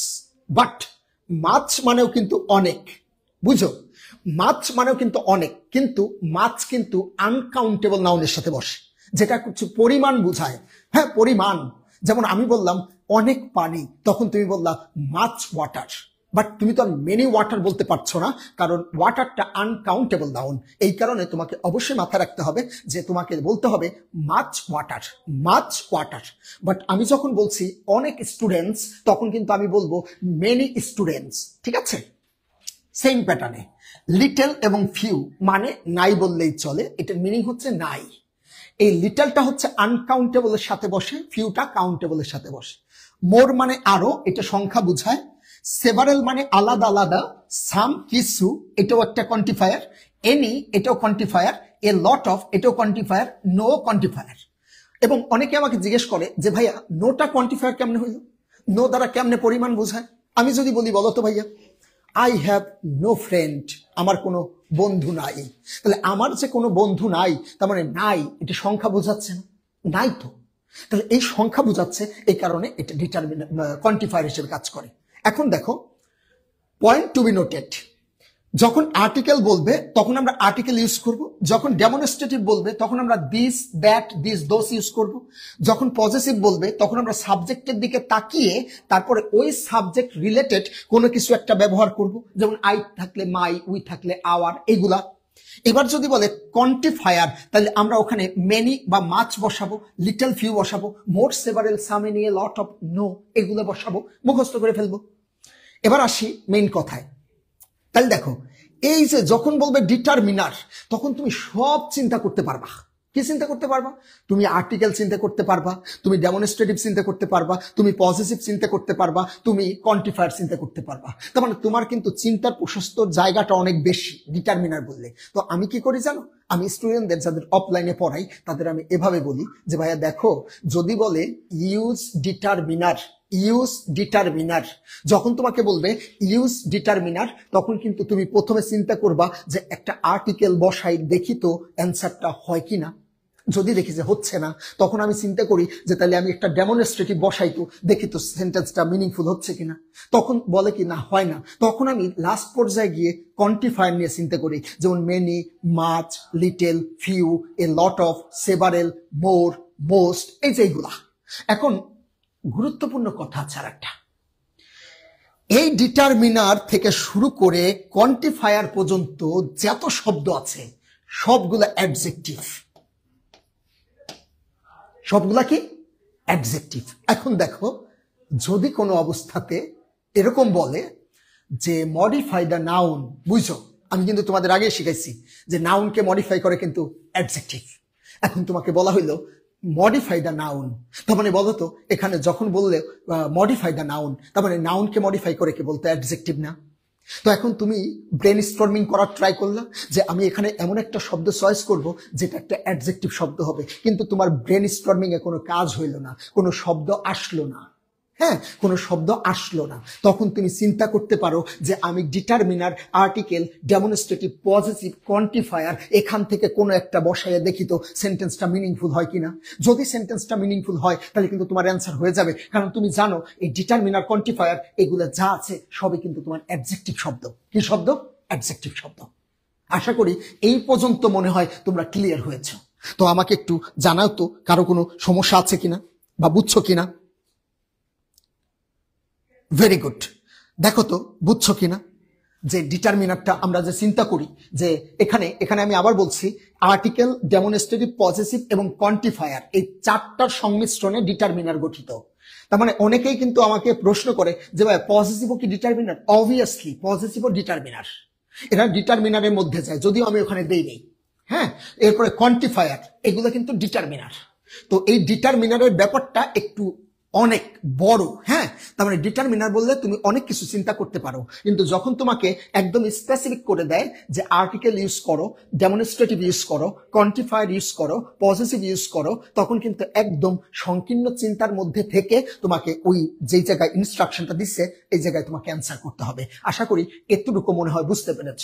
এবার আসি মোস্ট ইম্পর্টেন্ট একটা ব্যাপার নিয়ে, যেটা হচ্ছে নাউন অ্যাডজেক্টিভ। এটা আমি বোঝানোর পরে তোমাদের কাছ থেকে কমেন্ট আশা করব যে তোমরা আমার এই ব্যাপারটা বুঝছো কিনা। নাউন অ্যাডজেক্টিভ নিয়ে গুরুত্বপূর্ণ কথা আছে, মনোযোগ দিও। নাউন অ্যাডজেক্টিভ, ওকে, টপিকের নাম কি? Noun adjective. বোঝার ট্রাই করবা, এটা থেকে একটা থাকেই তোমার 10টার মধ্যে, কিন্তু স্টুডেন্টরা ভুল করে। নাউন অ্যাডজেক্টিভ, দেখো নাউন অ্যাডজেক্টিভ, মনে করো আমি একটা সিম্পল বাক্য লিখছি, এরকম লিখলাম, he is a smart boy. একবার বুঝাবো আর বুঝাইতে পারবো না, কিন্তু গভীর মনোযোগ। লেখা আছে he is a smart boy. এখন ব্যাপারটা হচ্ছে কি, দেখো এই যে ডিটারমিনার নামে একটা জিনিস তোমাদের শিখিয়েছিলাম, ওকে, দেখো ডিটারমিনার নামে একটা জিনিস তোমাদের শিখাইছিলাম। কি কি শেখাইছিলাম দেখো, মনে করো, মুখস্থ করো। Article determiner, demonstrative determiner, quantifier determiner, positive determiner. আবার বলো, আর্টিকেল ডিটারমিনারের মধ্যে পড়ে, কোয়ান্টিফায়ার ডিটারমিনারের মধ্যে পড়ে, পজিটিভ ডিটারমিনারের মধ্যে পড়ে, ডেমনস্ট্রেটিভ ডিটারমিনারের মধ্যে পড়ে। তার মানে এগুলো সব ডিটারমিনার।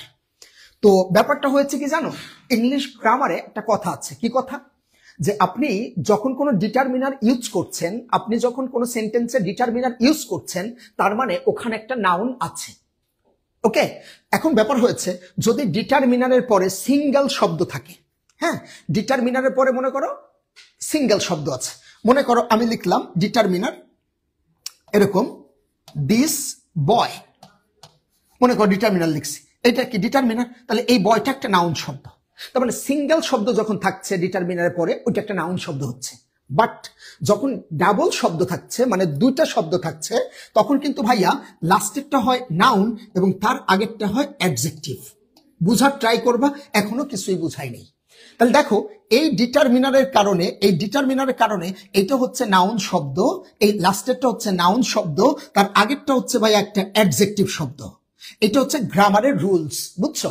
এটা হচ্ছে গ্রামারের নিয়ম, যে আমি যখন ডিটারমিনার পাবো লাস্টেটা নাউন আগেরটা অ্যাডজেক্টিভ। কিন্তু কথা তো আমার এই জায়গা না, কথা তো অন্য কিছু।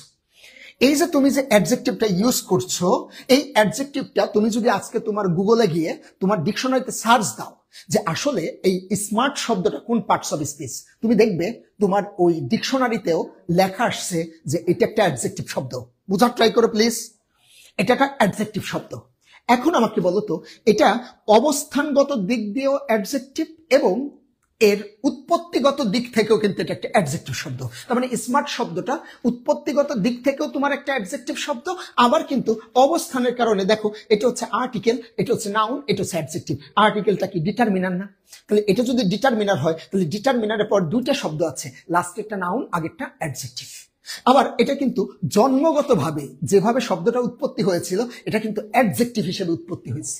তাহলে এটা জন্মগতভাবেও অ্যাডজেক্টিভ, আবার অবস্থানগতভাবেও অ্যাডজেক্টিভ। এবার আসে মেইন কথায়। মনে করো লিখলাম আমাদের আনিস ভাই,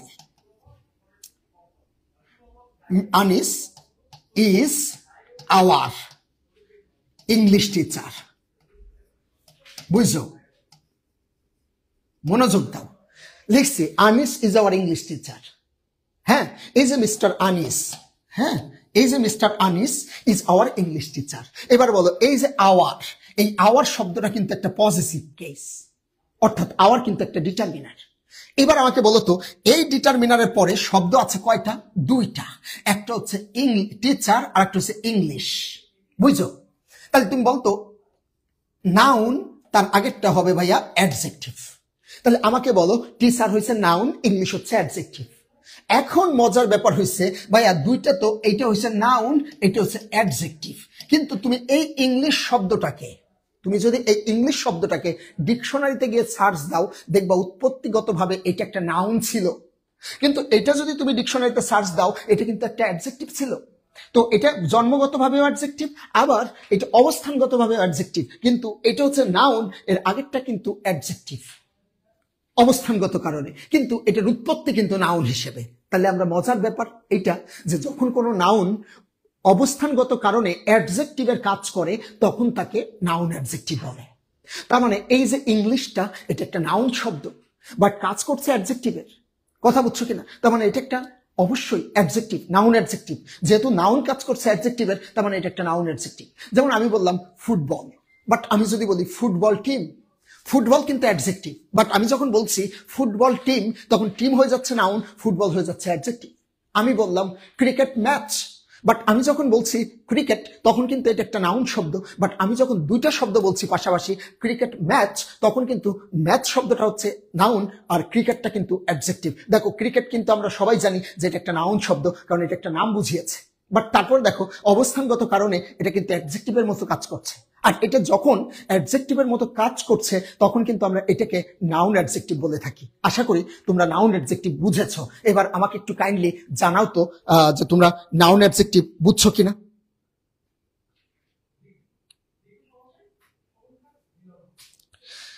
ওকে ভাই, আপনি এভাবে প্রতিদিন ক্লাস নেন কিনা? ক্লাস আগে প্রতিদিন নেই, কিন্তু এখন থেকে কন্টিনিউয়াসলি ক্লাস নিতে থাকবো এবং সব টপিক তোমাদের এভাবে বুঝাই দেওয়া হবে, চাপের কোনো কারণ নাই। আমাকে একটু বলো তো নাউন অ্যাডজেক্টিভ বুঝছো কিনা সবাই? ওকে, ওয়ালাইকুম আসসালাম সাদেক। ওকে, আমাকে একটু বলো তো নাউন অ্যাডজেক্টিভ বুঝছো কিনা? না বুঝার কিন্তু কোনো সুযোগ নাই। আমাকে একটু নাউন অ্যাডজেক্টিভ সম্পর্কে একটু ধারণা দাও তো। নাউন অ্যাডজেক্টিভ সবাই বুঝছো কিনা? Very good. নাউন অ্যাডজেক্টিভ দেখো আমি আবার বলছি, ভেরি গুড। আচ্ছা, বুঝছে একজন, শুধু বলছে যে আরেকবার একটু বুঝাইতে হবে। ও ভেরি গুড, সবাই বুঝছো মোটামুটি, ধন্যবাদ সবাইকে। আচ্ছা, আমি একবার একটু রিপিট করি। দেখো আমি লিখলাম হি অ্যাজ এ স্মার্ট বয়। এই যে দেখো এই যে একটা ডিটারমিনার থাকা, এই ডিটারমিনার থাকা মানে এখানে একটা নাউন আছে। হ্যাঁ, যখন দুইটা শব্দ পাশাপাশি বসছে তখন লাস্টের শব্দটা নাউন হচ্ছে, তার আগের শব্দটা কিন্তু অ্যাডজেক্টিভ হচ্ছে। লাস্টেরটা নাউন, আগেরটা অ্যাডজেক্টিভ।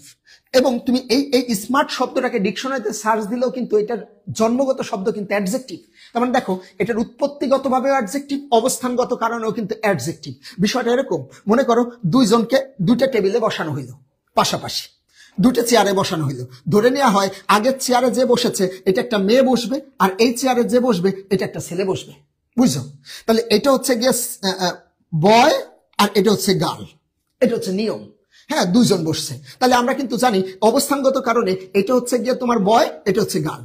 তো বসছে, এখানে কি হয়েছে জানো? দুইটা চেয়ার রাখা হয়েছে। দুইটা চেয়ার রাখার কারণে কি ঘটনা ঘটছে? এখানে যে গার্ল বসার কথা গার্লই বসছে, আর এই জায়গা কি করছে? বয় বসার কথা বয়ই বসছে। তার মানে কিন্তু জিনিসটা দুই জায়গা সঠিকভাবে বসছে, যে এটা হচ্ছে গার্লস, এটা কি বলতো বয়েস। তাহলে দুই সাইডে কিন্তু দুইজনের সমানভাবে বিভক্ত হয়েছে, কিন্তু আরো দুইটা চেয়ার রাখা হয়েছে, আরো দুইটা চেয়ার রাখা হয়েছে, যেই চেয়ারের মধ্যে এই জায়গায় গার্লস বসার কথা, এই জায়গায় বয়েজ বসার কথা, বুঝছো? তাহলে গার্লস বসার কথা, বয়েজ বসার কথা। এইবার কি হয়েছে? একজন গার্লস আসে নাই, তখন কি করছে? এই জায়গা বয় আর এই জায়গাও ওই গার্লস না বসে বয় বসছে। কিন্তু এটা যেহেতু বয় বসছে, আমরা তো জানি এটা গার্লসের সিট, তো গার্লসের যেহেতু সিট, তার মানে অবশ্যই এ এখন গার্লস নামে পরিচিত হবে। এই কারণে এখানে বলা হয়েছে যে দেখো এই যে বয় হচ্ছে গিয়ে নাউন, তার আগে একটা অ্যাডজেক্টিভ, এবং এটা জন্মগতভাবে অ্যাডজেক্টিভ, কিন্তু এটা হচ্ছে নাউন, তার আগেরটা অবস্থানগত দিক দিয়ে অ্যাডজেক্টিভ, কিন্তু ইংলিশ শব্দটা নর্মাল ভাবে কিন্তু অ্যাডজেক্টিভ না, এটা একটা নাউন শব্দ, বাট কাজ করছে অ্যাডজেক্টিভের। এই কারণে এটা নাম দেওয়া হয়েছে নাউন অ্যাডজেক্টিভ। আশা করি এতটুকু বুঝতে পারছো। চলো নেক্সট আলোচনায় যাই। মনোযোগ দিবা, গভীর মনোযোগ। এরপর তোমাকে বলতে পারে ইউজ ইনফিনিটিভ। যখন তোমাকে বলবে ইউজ ইনফিনিটিভ, তখন তুমি টু প্লাস ভার্ব বসাবা। এটা কিন্তু তুমি ছোটবেলা থেকে শিখেছো যে ইনফিনিটিভ মানে টু প্লাস ভার্ব। কিন্তু ভাই তুমি তো টু প্লাস ভার্ব লিখলে হবে না, মানে টু প্লাস ভার্ব এটা তো লিখতে পারবা না। তাহলে তোমাকে কি করতে হবে? তোমাকে সেন্টেন্সটা ভালো করে পড়তে হবে। সেন্টেন্সটা পড়ে একটা মিনিংফুল ভার্ব চয়েস করতে হবে। হ্যাঁ, অবশ্যই যেন সেন্টেন্সটা মিনিংফুল ভার্ব হয়।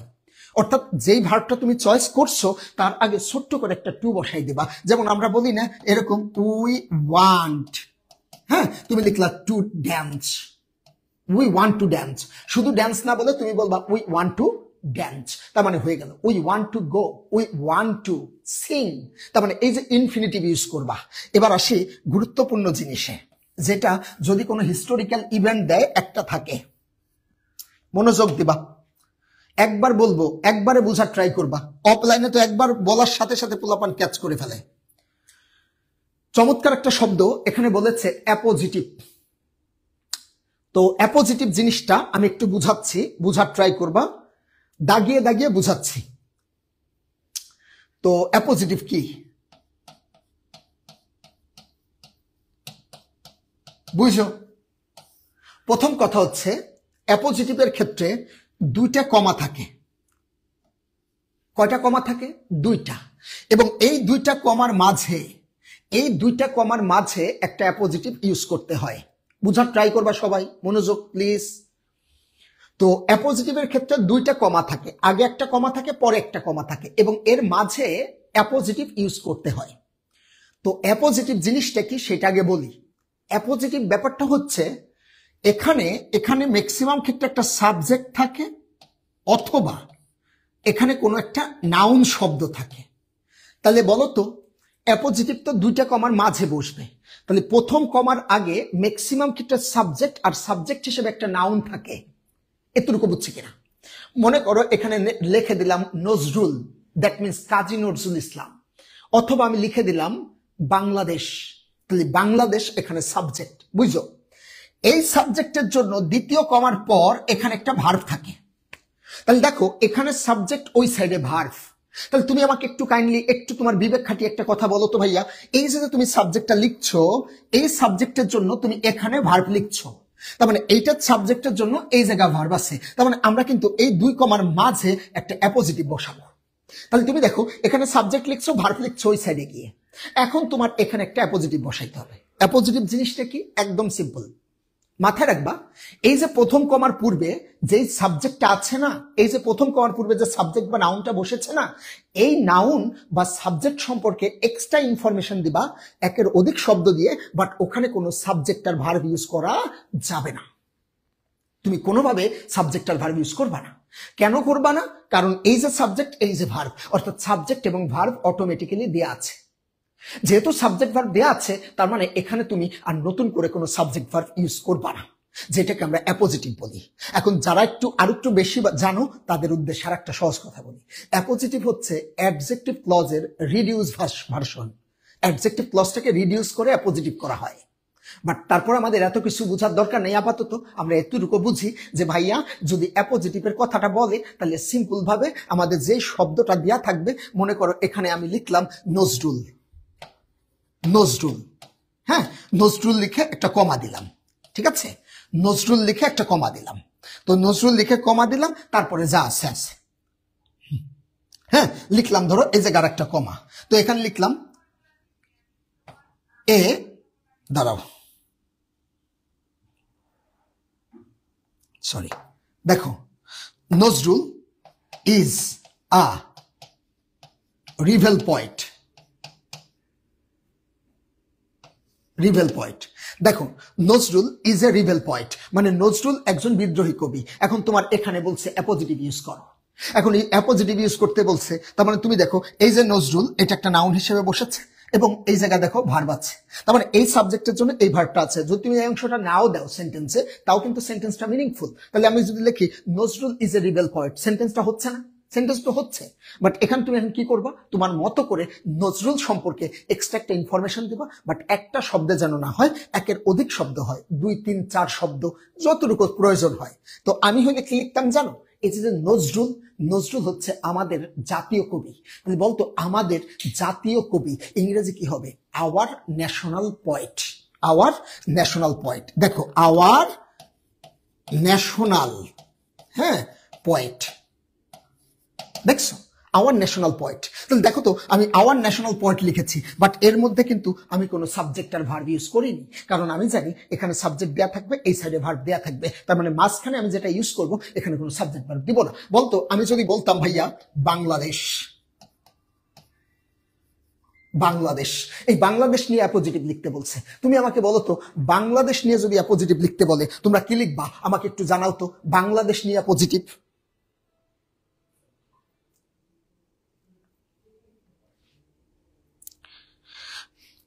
বাংলাদেশ নিয়ে অ্যাপোজিটিভ লিখো, বাংলাদেশ। ওকে, এ বাংলাদেশ নিয়ে অ্যাপোজিটিভ লিখো, বাংলাদেশ। রোহান বাংলাদেশ নিয়ে একটা অ্যাপোজিটিভ লিখো তো ভাই।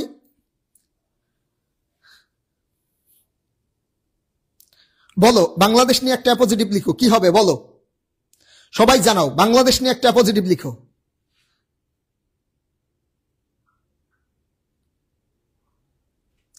ভেরি গুড, সবাই বুঝতেছো, মাশাল্লাহ। একটু আমাকে জানাও বাংলাদেশ নিয়ে লিখছো, ইজ ভেরি বিউটিফুল কান্ট্রি, তুমি তো ধ্বংস হয়ে গেলা। আনা উপমা, আওয়ার মাদারল্যান্ড, চমৎকার লিখেছো, বিউটিফুল কান্ট্রি, নাইস, এই তো লিখতেছো, মাশাল্লাহ। আওয়ার মাদারল্যান্ড, চমৎকার। শাওন, এই তো পারছো। তাহলে দেখো এখানে তুমি কিন্তু ইজ লিখতে পারবা না, কেন পারবা না, কারণ আমি তো বলেছি এর জন্য পরবর্তীতে ভার্ব থাকে। তুমি দেখো না এই যে নজরুল আর এই যে গিয়ে ভার্ব, তার মানে এখানে তো কিন্তু তুমি অন্য কিছু ব্যবহার করতে পারবা না।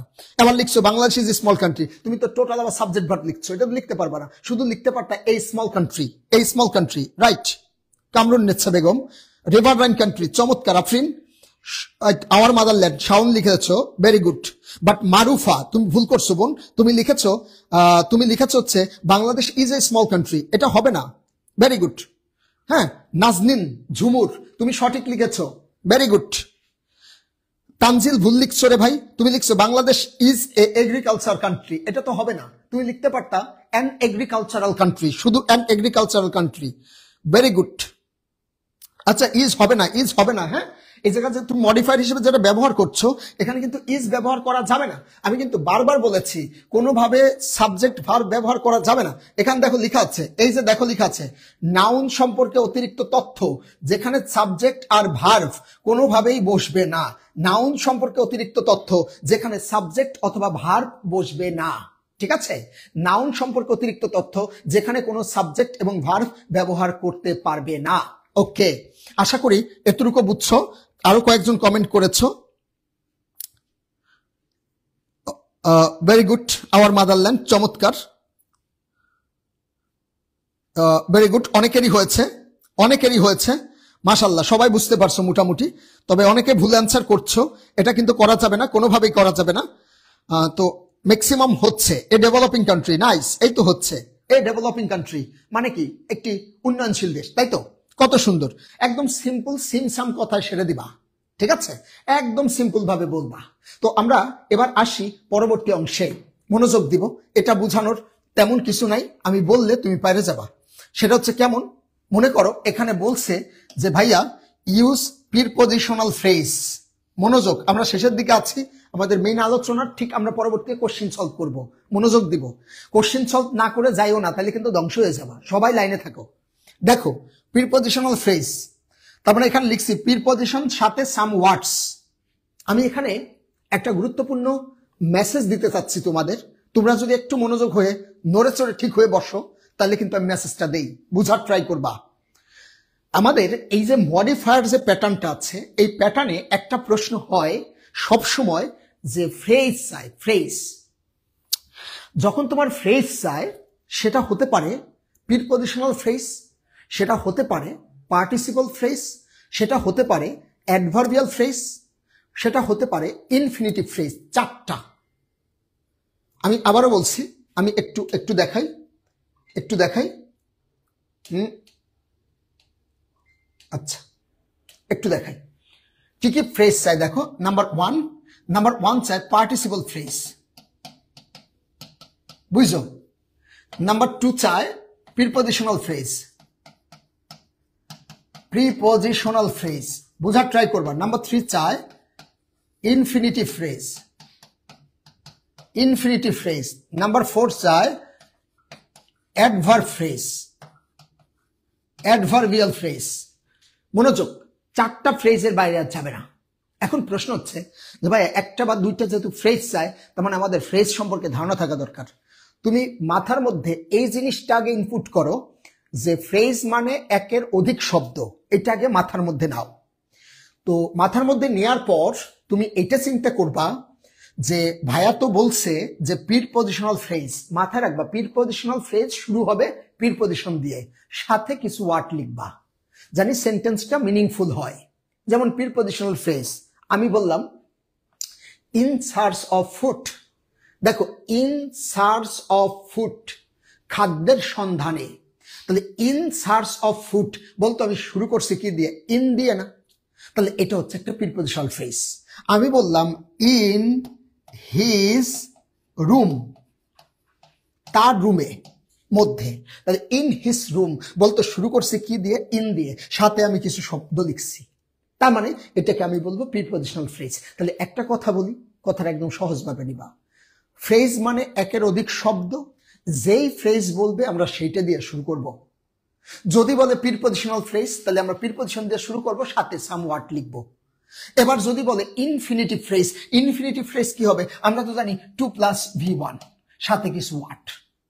এবার যদি বলে পার্টিসিপল ফ্রেজ, তাহলে পার্টিসিপল ফ্রেজ কি? আমরা শিখছিলাম না ভার্বের সাথে আইএনজি অথবা V3 সাথে কিছু ওয়ার্ড। তার মানে তোমাকে যখন কিছু ফ্রেজ বলা হবে, তোমাকে যখন বলা হচ্ছে প্রিপজিশনাল ফ্রেজ ইউজ করো, তখন তুমি কি করবা বলতো? প্রিপজিশন বসাবা, সাথে কিছু শব্দ বসাবা, তখন তুমি সেন্টেন্সটা পড়ে কিন্তু বুঝতে পারবা। আমি একটু পরে প্র্যাকটিস দেখাবো, তুমি পারবা। এরপর দেখো ইনফিনিটিভ ফ্রেজ মানে মাথার মধ্যে নিয়ে নাও 2 + ভার্ব সাথে কিছু ওয়ার্ড, একদম সিম্পল। এবার যদি বলে পার্টিসিপল ফ্রেজ মানে আইএনজি সাথে কিছু ওয়ার্ড। পার্টিসিপল মানে তো আইএনজি আর V3 ছিল, তাহলে পার্টিসিপল ফ্রেজ মানে কি? আইএনজি সাথে কিছু ওয়ার্ড। আবার ধরো আমি একটা পার্টিসিপল ফ্রেজ লিখবো, আমি বললাম সে হচ্ছে গিয়ে তোমার অনেক পরিমাণে টাকা গ্রহণ করে, তাহলে আমি এখানে লিখবো টেকিং এ স্মল অ্যামাউন্ট, কম দিলাম, স্মল অ্যামাউন্ট অফ মানি। আমি অনেক বড় লিখছি, সমস্যা নেই। হ্যাঁ, taking a small amount of money, এটা একটা পার্টিসিপল ফ্রেজ, কারণ শুরু করছে কি দিয়ে? পার্টিসিপল দিয়ে। কিন্তু আমি যদি বলতাম ইনফিনিটিভ ফ্রেজ, তাহলে আমি লিখতাম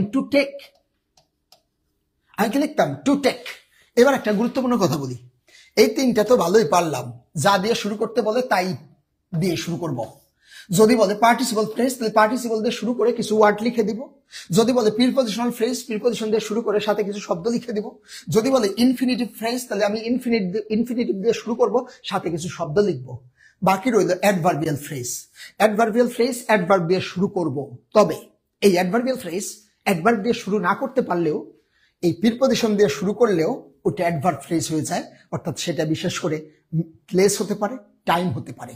যেমন আমি যদি বলি ইন হিজ রুম, এটা প্রথমত প্রিপজিশনাল ফ্রেজ।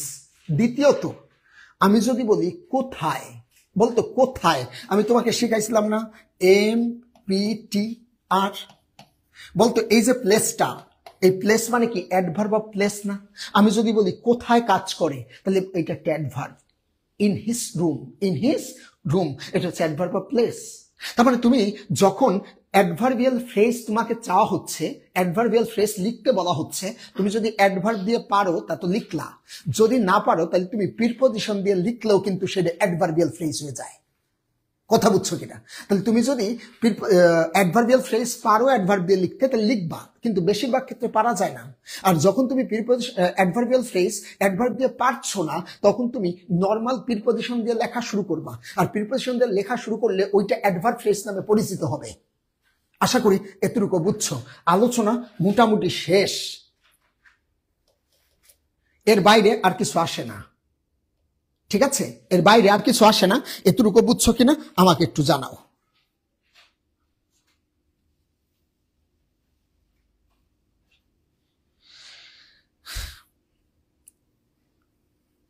আমাকে একটু জানাও, এর বাইরে আর কিছু আসে না। আমাকে একটু কাইন্ডলি জানাও এতটুকু বুঝছো কিনা। যদি এতটুকু বুঝে থাকো তাহলে আমি পরবর্তী স্টেপে যাব, আমি প্রশ্ন সলভ করাবো। তার আগে আমাদের একটা বুঝছই তো, আমাদের স্বপ্নপূরণ ব্যাচ 4.0 যারা 25 ব্যাচের আছো তারা চাইলে আমাদের এই কোর্সে এনরোল করতে পারো, কারণ আমাদের কোর্সটা দীর্ঘ টাইম যাবত চলবে এবং ক্লাস চলছে। সেক্ষেত্রে আমাদের কিন্তু একটা বিশেষ ছাড় চলছে, সেটা হচ্ছে গিয়ে আমাদের কোর্স ফি কিন্তু হচ্ছে গিয়ে তোমার 4,500 টাকা ছিল, যেটা ডিসকাউন্টের পর 2,999 টাকায় করা হয়েছে। তুমি যদি এই কোর্সে এনরোল করো সেক্ষেত্রে কিন্তু তুমি দীর্ঘমেয়াদী, অর্থাৎ তোমার একদম শেষ ইউনিভার্সিটি পরীক্ষা পর্যন্ত তুমি হচ্ছে আমাদের ক্লাস পাবা, এবং একই সাথে আমাদের ডাউট সলভিং যে কোনো সমস্যায় আমরা তোমাদের সাথে মানে এঙ্গেজ থাকবো। তো আশা করি তোমরা যারা আমাদের ক্লাস করছো, আমাদের ক্লাস কোয়ালিটি বুঝছো যে আসলে আমরা কোন টাইপের ডেডিকেশন নিয়ে ক্লাস নেই। তো যারা দ্বিধাদ্বন্দ্বে ভুগছো যে কোথায় ভর্তি হবা, তুমি নিঃসন্দেহে ডিইউ ড্রিমার্সের এই কোর্সে ভর্তি হতে পারো। সেটা হচ্ছে 4.0 আমাদের যে অ্যাডমিশনের কোর্স। এটা খুবই একটা চমৎকার কোর্স এবং চমৎকার করে মডিউলগুলো সাজানো হয়েছে। আশা করি তোমরা মোটামুটি বুঝতে পেরেছো। যদি তোমরা ভর্তি হতে চাও সেক্ষেত্রে আমাদের পেজে গিয়ে আমাদের মেসেজ দিতে পারো, হোয়াটসঅ্যাপ নাম্বার দেওয়া আছে, এবং নর্মাল ফেসবুকে তোমরা মেসেঞ্জারেও মেসেজ দিতে পারো, সেভাবে ভর্তি হয়ে যেতে পারো। চলো আমরা সামনের দিকে আগাই। দেখো প্রশ্ন একটা সলভ করি। আমরা তো এত সময় রুলস রেগুলেশন পড়াইছি, প্রশ্ন না সলভ করলে কি হবে? প্রশ্ন সলভ করাইতে হবে। এবার তোমাদের কাছে কমেন্ট আশা করব, প্রচুর পরিমাণে কমেন্ট আশা করব। হ্যাঁ, আচ্ছা, ওকে। এক্সপ্লেন কোশ্চেন সলভ করলে প্রবাবলি আরো ক্লিয়ার হবে। ভেরি গুড, জি ভাইয়া বুঝতে পেরেছি, খুব ভালো লাগলো আপনার ক্লাস। চলো এবার আমি তোমাদের বোঝানোর ট্রাই করি। আসলে আমাকে তো অনেকেই চিনো না, আমি তোমাদের আনিস ভাইয়া, প্রাক্তন স্টুডেন্ট, ঢাকা ইউনিভার্সিটি, অনেক আগের ব্যাচ। তো টিচিং প্রফেশনের সাথে আসলে আছি দীর্ঘদিন যাবত। ভার্সিটি অ্যাডমিশন এবং ইন্টারমিডিয়েট দীর্ঘ 12 থেকে 13 বছর চলছে। চলো আমরা তোমাদের কতটুকু পড়াইতে পারলাম এবং আজকের ক্লাসে কতটুকু বুঝতে পেরেছো সেই ব্যাপার নিয়ে একটু আলোচনা করি। তো আমরা দেখতে পাচ্ছি এখানে লেখা আছে most of the people in, answer দিবা কিন্তু কমেন্ট আশা করব, সবাই কমেন্ট করবা, যতজন আছো সবাই কমেন্ট করবা। Most of the people in লেখা আছে, দেখো ইউজ পজিটিভ, ইউজ পজিটিভ। বলো তো, আমি তোমাদের পজিটিভ শিখাইছিলাম, আই থাকলে লিখবো মাই, উই থাকলে কি লিখবো আওয়ার, দে থাকলে কি দেয়ার, হি থাকলে কি হিজ, সি থাকলে কি হার, উই থাকলে কি আওয়ার, ইউ থাকলে কি ইয়োর। তাহলে আমাকে একটু বলো তো, most of the people in country, কাদের দেশ বলো তো ভাইয়া? কাদের দেশের লোকজন ইংরেজির গুরুত্ব বুঝে না? আমাদের দেশের লোকজন। তাহলে বলতো আমাদের ইংরেজি কি? Our. Most of the people in our country. আমাকে এ নাম্বারটা বুঝছো কিনা সেটা বলো। রেজওয়ান অ্যান্সার করেছো, মারুফা জাহান ফারজানা অ্যান্সার করেছো, অরহি মুন অ্যান্সার করেছো, চমৎকার, ভালো লাগলো রে ভাই তোমাদের। মুশফিকুর রহমান অ্যান্সার করেছো, ও ভেরি গুড। মিথুন অ্যান্সার করেছো, নাইস। নাজনিন ঝুমুর অ্যান্সার করেছো, চমৎকার। এই তো এইভাবে পারলে আমাদের ক্লাস নিতে কিন্তু উৎসাহ অনেক বেড়ে যায়। ঠিক আছে, এভাবে তোমরা রেসপন্স করবা এবং তোমাদের উৎসাহ দেখে আমরা কিন্তু উৎসাহিত হই যে না, আমাদের ক্লাস আরো ডেডিকেশন নিয়ে নেওয়া উচিত। আশা করি একদম অফলাইনে যেভাবে ক্লাস নেই সেভাবেই মনে হচ্ছে আমি তোমাদের ক্লাস নিচ্ছি, মনে হচ্ছে সবাই আমার সামনে বসা এবং আমি তোমাদের ক্লাস নিচ্ছি। একটু দেখো, ওকে। তাহলে এখানে কিন্তু ইউজ পজিটিভ, তাই না? আওয়ার হবে। এবার আমরা দেখি পরেরটা, প্লিজ। দেখো লেখা আছে in fact, in fact it is an. এটা কিন্তু একটা বোর্ডের কোশ্চেন, প্রিভিয়াস বোর্ডের কোশ্চেন, রিসেন্ট আসছে। দেখো, it is an, in fact it is an use adjective to premodify the noun. নাউনকে মডিফাই করবে কে জানি? অ্যাডজেক্টিভ। মনে আছে না? কে বলো তো? অ্যাডজেক্টিভ। তাহলে ইউজ অ্যাডজেক্টিভ এখানে কিন্তু বলে দিছে ইউজ অ্যাডজেক্টিভ, তার মানে এখানে বলছে ইট ইজ অ্যান ল্যাঙ্গুয়েজ। হ্যাঁ, ইট ইজ অ্যান ল্যাঙ্গুয়েজ। বলতো ইংলিশটা কেমন ল্যাঙ্গুয়েজ? অ্যান্সার করো তো, ইংলিশটা কেমন ল্যাঙ্গুয়েজ প্লিজ? ইংলিশটা কেমন ল্যাঙ্গুয়েজ বলো? ইম্পর্টেন্ট বলছে মিথুন। মিথুন, ইংলিশটা ইম্পর্টেন্টের চেয়ে কিন্তু এটা আমাদের আরেকটা শব্দ বের করে। এখানে যেহেতু অ্যান আছে, অ্যান, আমরা কিন্তু জানি ইংরেজি একটি আন্তর্জাতিক ভাষা। তাই না? ইংরেজি কি বলো? একটা আন্তর্জাতিক ভাষা। যেহেতু ইংরেজি একটা আন্তর্জাতিক ভাষা, তার মানে আমরা বলতে পারি in fact it is an very good international. Munna সঠিক অ্যান্সার করেছো। নিঝু নাজনিন ইম্পর্টেন্ট বলছো। ইম্পর্টেন্ট ল্যাঙ্গুয়েজ তুমি দিতে পারো, এটা নিয়ে কোনো সমস্যা না, কিন্তু আমার মনে হয় এখানে বেশি অ্যাপ্রোপ্রিয়েট হচ্ছে অবশ্যই ইট ইজ অ্যান ইম্পর্টেন্ট না, it is an international language, অর্থাৎ এটি একটি আন্তর্জাতিক ভাষা। ঠিক আছে, it is an international language, অর্থাৎ এটি একটি আন্তর্জাতিক ভাষা। Okay, it is an international language, এটি একটি আন্তর্জাতিক ভাষা। তো এখানে ইন্টারন্যাশনালটা হবে কেমন? It is an international language. Okay, ঠিক তারপর অ্যান্ড উই আর লিভিং, আমরা বাস করতেছি গ্রামে। কেমন গ্রাম বলতে পারবা? বলতে ইংলিশ যদি আন্তর্জাতিক ভাষা হয় তাহলে এই তো সবাই ইন্টারন্যাশনাল লিখছো, চমৎকার, নাইস। জয়া লিখছো, মুশফিকুর রহমান লিখছো, মারুফা জাহান লিখেছো, ফারজানা, হ্যাঁ, সানজিদা লিখছো, চমৎকার ভাইয়া, থ্যাংক ইউ সো মাচ। এই তো আমরা উৎসাহ পাচ্ছি। এইভাবে পার্টিসিপেট করলে কিন্তু আমাদের ক্লাস নিতে উৎসাহ অনেক বেড়ে যাবে, কেমন? ওকে, এবার একটু দেখি, লেখা আছে we are living in a, we are living, চমৎকার, থ্যাংক ইউ সো মাচ। কাজী নিশান, ধন্যবাদ ভাই, থ্যাংক ইউ সো মাচ। আরোহী মুন সঠিক অ্যান্সার করেছো, আরোহী মুন। ওকে, মুশফিকুর রহমান, মিথুন, সবাই সঠিক অ্যান্সার করছো। বাসাতুল আনোয়ার, ভেরি গুড। এটা কিন্তু আমরা জানি ম্যাকলুহান আইসিটিতে আমরা পড়েছি যে বিশ্বগ্রামের আবিষ্কার করেছিল।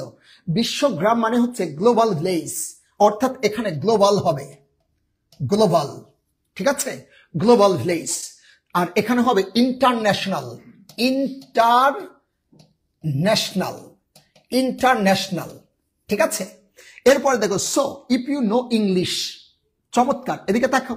If you know English post modify the verb with an adverb.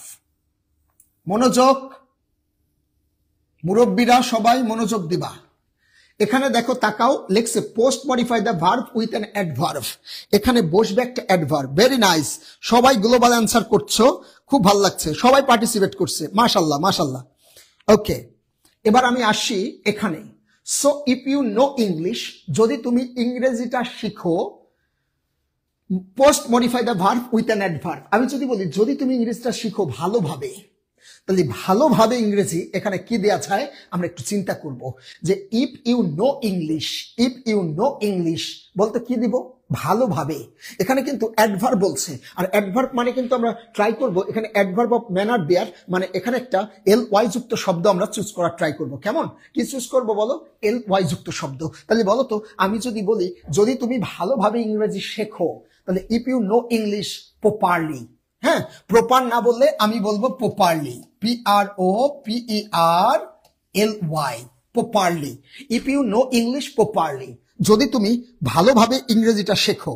Very good Saira, চমৎকার অ্যান্সার করেছো, পারফেক্টলি, ওয়েল, প্রপারলি, চমৎকার। এই তো, ক্লিয়ারলি, ফ্লুয়েন্টলি, চমৎকার। Kamrun Nessa, very good. মিথুন, ভালো লাগে রে ভাই, তোদের কমেন্ট দেখে খুব ভালো লাগে যে না, এরা ধ্বংসের হাত থেকে ফিরছে, ডিমার্সের দিকে আসছে, এরা ধ্বংসের হাত থেকে ফিরছে। কথা বুঝছো কিনা? ধ্বংস হয়ে যাইতে গেছিল, কিন্তু ওরা সঠিক পথে, দিনের পথে ফিরে এসেছে। তো দেখি, দিনের পথে ফিরে এসেছে রে, চমৎকার লিখছে, সবাই ভালো কমেন্ট করছো তোমরা, সবার অ্যান্সার হচ্ছে properly, properly, right. If you know English properly, যদি তুমি ইংরেজি ভালোভাবে শিখো, ইউ ক্যান কমিউনিকেট উইথ, চমৎকার। এই যে আর্টিকেল, এটা না পারলে তোরা ধ্বংস হয়ে গেছিস, পুরা ধ্বংস। হ্যাঁ, এটা না পারলে কিন্তু পুরা ধ্বংস, পুরা ধ্বংস হয়ে যাবি রে। আর্টিকেল ইউজ করতে বলছে, আর্টিকেল। এখানে আমি একটা নোট বলি, নোটটা হচ্ছে এরকম, মনে কর you can communicate with, use article. তো এক্ষেত্রে আমি যেটা স্টুডেন্টদের বলি যে তোরা তো আর্টিকেল নিয়েও কনফিউশনে থাকিস যে এ বসাবো, এন বসাবো নাকি দা বসাবো, এটা নিয়ে কনফিউশন থাকিস ভাই। এটা নিয়ে একটা কাজ করবা, সেটা হচ্ছে এরকম, তুমি যেখানে আর্টিকেলটা ইউজ করছো সেখানে দেখবা যে শব্দটা আছে, এই শব্দের পরে কোনো প্রিপজিশন আছে কিনা, দ্যাট মিনস অফ আছে কিনা। যদি অফ থাকে, আল্লাহর নাম লইয়া দা বসাই দিবি। হ্যাঁ, যদি এখানে অফ থাকে তাহলে দা বসাই দিবা। যেমন এখানে একটু তাকায় দেখো তো, লেখা আছে you can communicate with, use article to premodify the noun phrase. যা বলছে বলুক, বলছে আর্টিকেল বসাইতে, আমি এখানে একটা আর্টিকেল বসাবো। তাহলে এখানে বলছে রেস্ট অফ দ্য ওয়ার্ল্ড, তাহলে বলতো ভাইয়া এখানে রেস্ট অফ আছে, অফ কি প্রিপজিশন না? তাহলে যেহেতু প্রিপজিশন, তার মানে রেস্ট আছে, তার আগে আমি দা বসিয়ে দিব। এখানে এ বা এন আসার কোনো সুযোগ নেই, তার মানে এখানে দা বসবে। নাইস, এলিগেন্স, ভেরি গুড, দা বসছে। সোহাগ, নাহিদ, ভেরি নাইস, এই তো সঠিক অ্যান্সার করছো, দা বসিয়ে দিয়েছো। রেস্ট অফ আছে, তার মানে অফ আছে মানে দা হবে। Very good, very good, very good, সবাই অ্যান্সার ভালো করছো। সারওয়ার অ্যান্সার করেছো। তাহলে এখানে আমরা অ্যান্সারটা করব, you can communicate with the rest of the world, it is surely an important element. হ্যাঁ, it is surely an important element. আমাকে একটু কাইন্ডলি বলো তো, এই যে আমরা ইংলিশ ভাষাটা শিখবো, একটা ভাষা শেখার মেইন উদ্দেশ্য কি জানো? উদ্দেশ্য হচ্ছে আমাদের কমিউনিকেশন ভালো হওয়া। আর এই কমিউনিকেশন যেহেতু লিখছে ইট is surely an important element, এখানে আমরা বলতে পারি ইয়োর কমিউনিকেশন স্কিল। কি বলতে পারি? Communication skill, COMMUNICATIONAL, communicational. তাহলে আমরা এখানে বলবো যে it is surely an important element of your communication skill. তাহলে it is surely an important, তার মানে ইংলিশটা খুবই গুরুত্বপূর্ণ। কিসের জন্য বলতো? আমার কমিউনিকেশন স্কিল ডেভেলপ করার জন্য। অনেকে হয়তো একটা আনসার দিতে পারে ল্যাঙ্গুয়েজ স্কিল, এটাও হতে পারে, বাট এটা কমিউনিকেশন স্কিলটা বেশি ভালো হয়। এরপর দেখো, very good, very good, nice and attractive, তাই না? এরপর দেখি, without the knowledge of English with proper understanding. দেখো, without the knowledge of English with proper understanding you can not, এটা আমি তোমাদের কাছ থেকে আশা করব। এই যে যদি এটা না পারছো তাহলে কিন্তু ক্লাস বন্ধ করে দেবো। এই যে দেখো, পজেসিভ, এখানে পজেসিভ, এখানে ইউ আছে, তাহলে বলো তো জি নাম্বারে অ্যান্সারটা কি হওয়া উচিত? সবাই বলো তো। এর ভেরি গুড, সবাই তো কমিউনিকেশন স্কিল দিয়েছো। মুশফিকুর রহমান সবার আগে অ্যান্সার দেয়, ভালো লাগে, ভেরি গুড। ইমন সঠিক অ্যান্সার দিয়েছো। জান্নাতুল ফেরদাউস সঠিক অ্যান্সার দিয়েছো। নুসরাত নৌশিন সঠিক অ্যান্সার দিচ্ছ। আমাকে বলো, পজিটিভ, এখানে সাবজেক্ট আছে ইউ, যেহেতু সাবজেক্ট আছে ইউ, তার মানে এখানে পজিটিভ কি হবে? এটা না পারলে কিন্তু ধ্বংস। Very good, very good, very good. Mahbuba Akter, Simi, very nice. Nila Afroz, very good. Elegance, very nice. Okay, communication, Shiti Islam এখন দিয়েছো, ভেরি গুড। মারুফাজ চমৎকার অ্যান্সার করেছো। কামরুন নেছা বেগম চমৎকার অ্যান্সার করেছো, সঠিক অ্যান্সার হয়েছে, সবারই সঠিক অ্যান্সার হচ্ছে। তার মানে আমি যেহেতু এখানে ইউ পেয়েছি, তার মানে এখানে হবে ইয়োর কমিউনিকেশন। দেখো, ইয়োর হায়ার স্টাডিজ, তার মানে you can not complete your, কারণ পজিটিভ আমি মুখস্থ করাইছি positive. Your higher studies because most of the books are written in English, most of the books are written in English in the process of higher education. পরে লেখা আছে দেখো, poor knowledge of English will also hamper your use adjective. মনোযোগ, এই লাইনটা বুঝতে হবে। Poor knowledge of English will also hamper your, তার মানে তোমার কি হ্যাম্পার করবে বলতো? ডেভেলপমেন্ট লেখা আছে। তোমরা তো জানো আমাদের বাংলাদেশের প্রেক্ষাপটে আমাদের ইংলিশ যদি নলেজ ঠিক না থাকে তাহলে কিন্তু আমাদের কেরিয়ার ডেভেলপমেন্টে মারাত্মক ইম্প্যাক্ট ফেলে। অর্থাৎ কেরিয়ারের ক্ষেত্রে ইংলিশটা অনেক বেশি দরকার। তুমি যে কোনো পরীক্ষা দিতে চাও দেখবা ইংলিশের উপর ফোকাস রাইটিং থাকে, ইংলিশের গ্রামার থাকে, হ্যাঁ, ইংলিশে তোমার কমিউনিকেট করার যোগ্যতা থাকা লাগে, হ্যাঁ, এগুলো থাকতে হবে। তুমি যখন ভাইবা বয়েসে যাবা, মানে ভাইবা বোর্ডে যাবা, তখন কিন্তু তোমার এই ইংরেজির দক্ষতা খুব দরকার। হ্যাঁ, অন্ততপক্ষে নিজেকে ইন্ট্রোডিউস করানোর জন্য কিন্তু তোমার ইংলিশটা দরকার। কথা বুঝছো কিনা? তো এখানে আমি একটু আসি। দেখো, without knowing the proper knowledge of English বলছে English will also hamper your, লেখা আছে ডেভেলপমেন্ট, তার মানে কেরিয়ার ডেভেলপমেন্ট। কেরিয়ার বানানটা প্রথমে লিখবা কার, তারপর লিখবা DER। হ্যাঁ, কেরিয়ার বানানটা ভুল করা যাবে না। কেরিয়ার বানানটা হচ্ছে CAR, মানে কার, ER, কেরিয়ার। ইন শর্ট, সংক্ষেপে, if you do not have a good command of English, you will suffer.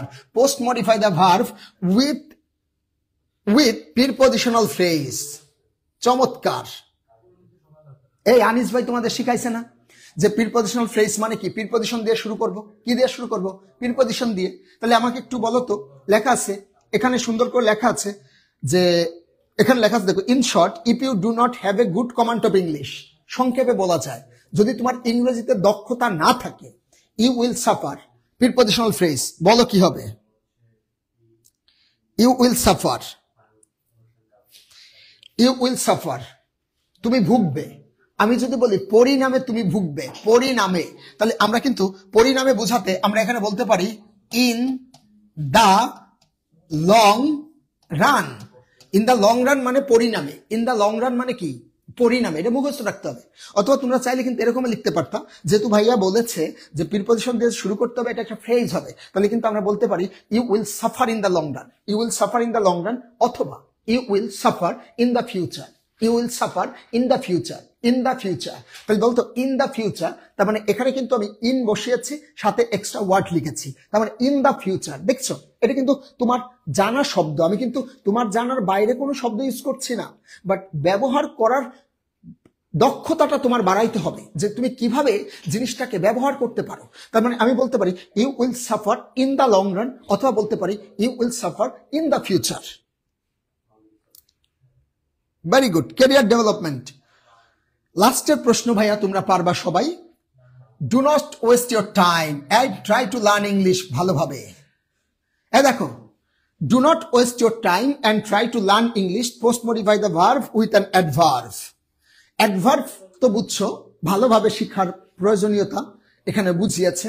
Do not waste your time and try to learn English properly, learn English properly. এবার আমাকে তোমরা একটু জানাও, তোমরা কতটুকু বুঝতে পেরেছো টোটাল ব্যাপারটা, আমাকে একটু জানাও kindly. Right, in your letter life, চমৎকার আনসার করেছো মিথুন। আচ্ছা, ভেরি গুড।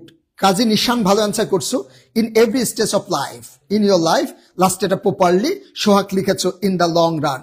আমাকে একটু কাইন্ডলি জানাও যে তোমাদের এই মডিফায়ারের ব্যাপারটা আমি কি ধরাই দিতে পারছি কিনা, তুমি কি জিনিসটা এখন থেকে ওই যে প্যাটার্নটা, আমি যে প্যাটার্নটা প্রথমে দেখাইলাম, এখানে তোমরা তো দেখতে পেয়েছো, এখানে দেখতে পেয়েছো যে এই যে প্যাটার্নটা আছে, এই যে প্যাটার্নটা, এই প্যাটার্নটা কিন্তু তোমার গুরুত্বপূর্ণ ভূমিকা পালন করে। কেমন, এই প্যাটার্নটা খুব গুরুত্বপূর্ণ ভূমিকা পালন করে। সায়রা বলছে 100% বুঝেছো। এরপরে মারুফা খুব ভালো বুঝান, থ্যাংক ইউ সো মাচ। এরপরে তাহমিনা লিখছে ইন এভরি স্টেজ। সানজিদা, বুঝছি স্যার, চমৎকার, ভেরি গুড। মুন্নাও বুঝছে, পুরোটাই বুঝছে। আসলে হয় কি, তো আমাদের আসলে টাইমের একটা সংকীর্ণতা ছিল। আজকে আমরা যেহেতু শুরুতে শুরু করতে চাইছিলাম, একটু টাইম আধা ঘন্টা লেট হয়ে গিয়েছে, তো তারপরে আমরা ট্রাই করছি টোটাল মডিফায়ারের ব্যাপারটা তোমাদের একটু বুঝানোর। তো এই জিনিসগুলা নিয়ে তোমরা একটু বাসায় স্টাডি করবা। আর যারা 25-এর ব্যাচ আছো, তারা অবশ্যই মডিফায়ারের এই জিনিসটাই ভিডিওটা আবার দেখবা প্রয়োজনে, দেখে তারপরে হচ্ছে 2-1টা বোর্ড কোশ্চেন তোমরা এক্সট্রা সলভ করবা। কেমন, সলভ করবা, দেখবা হয়ে গেছে ইনশাল্লাহ। আর আমি ট্রাই করব তোমাদের, আনিস ভাইয়া ট্রাই করব যে 2-1 দিন পর পর আমরা টপিক ওয়াইজ ক্লাসগুলো দিয়ে দেওয়ার জন্য, যাতে করে তোমাদের সব টপিকের ভালো অ্যান্সার হয়ে যায়। আলহামদুলিল্লাহ, লিমা তুমি ভালো বুঝছো, অনেক সহজ করে বুঝান আপনি, আরো সহজ করে বুঝাবো। এটা ছিল গ্রামারে কিন্তু সবচেয়ে কঠিন টপিক কিন্তু মডিফায়ার, কথা বুঝছো। এর চেয়ে কিন্তু তোমাদের যে 12টা টপিক আছে, এর মধ্যে সবচেয়ে গুরুত্বপূর্ণ এবং কঠিন টপিক হচ্ছে মডিফায়ার। এর চেয়ে আর কঠিন কোনো টপিক নাই, কথা বুঝছো। কঠিন টপিকই মডিফায়ার। বাট এটাই যেহেতু তোমাদের এতটা ভালো বুঝছো, আর অন্যগুলো তো পানি, কেমন লাগবে জানো, মধু। তোমরা তো জানোই না আমি যে কি মধুটা দিতে পারি। জাস্ট ওয়েট এন্ড সি, এবং আমাদের সাথে থাকো। ক্লাসটা কেমন লাগছে সবাই একটু কমেন্ট করো। স্যার থাকেন, সমস্যা নেই। তোমাদের কাছে ক্লাসটা কেমন লাগছে সবাই একটু কমেন্ট করে জানাও। স্যারের কথা কি বুঝতে পারছো কিনা, স্যারের ক্লাস কি বুঝতে পারছো কিনা, সবাই একটু জানাও তো দেখি কে কেমন বুঝেছো। এই অকৃতজ্ঞ জাতি, বল কি অবস্থা তোদের। আচ্ছা, ভেরি গুড। সবাই ক্লাস বুঝতে পারছো কিনা একটু কমেন্ট করো তো। ভালোভাবে বুঝেছে সবাই, মোটামুটি কমেন্ট করতেছো, একটু কমেন্ট করে জানাও, কমেন্ট করে জানাও। ওকে, আই হোপ এখন ঠিক আছে। ঠিক আছে, হ্যাঁ, সবাই একটু কমেন্ট করো। সবাই যারা যারা লাইভটা দেখতে পাচ্ছ সবাই কমেন্ট করো যে আজকে তোমাদের এই ক্লাসটা কেমন লেগেছে। সবাই একটু কমেন্ট করো, আমরা একটু দেখে নিতে চাই শেষ মুহূর্তে যারা আছো ক্লাসে। সবাই একটু কমেন্ট করবা তোমাদের কাছে ক্লাসটা কেমন লেগেছে। সবাই একটু কমেন্ট করবা। আলহামদুলিল্লাহ ভালো বুঝতে পারছি, ভাইয়া দোয়া করবেন। আমাদের 26 তারিখ পরীক্ষা, মোটামুটি বুঝতে পারছি। আচ্ছা, মোটামুটি বুঝলেও হবে, সমস্যা নেই, প্রপারলি বুঝতে পারছি। বাকি সবাই একটু জানাও কেমন লেগেছে তোমাদের কাছে ক্লাসটা, সবাই একটু জানাও, সবাই একটু জানাও। ওকে, জানাও তোমাদের কাছ থেকে তো আমরা এটা এক্সপেক্ট করতেই পারি এত সময়। অবশ্যই অবশ্যই। আচ্ছা স্যার, তোমরা কি চাও যে এমন ক্লাস অব্যাহত থাকুক? সবাই একটু কমেন্ট করো তো। কালকে কানেক্টরে ক্লাস না?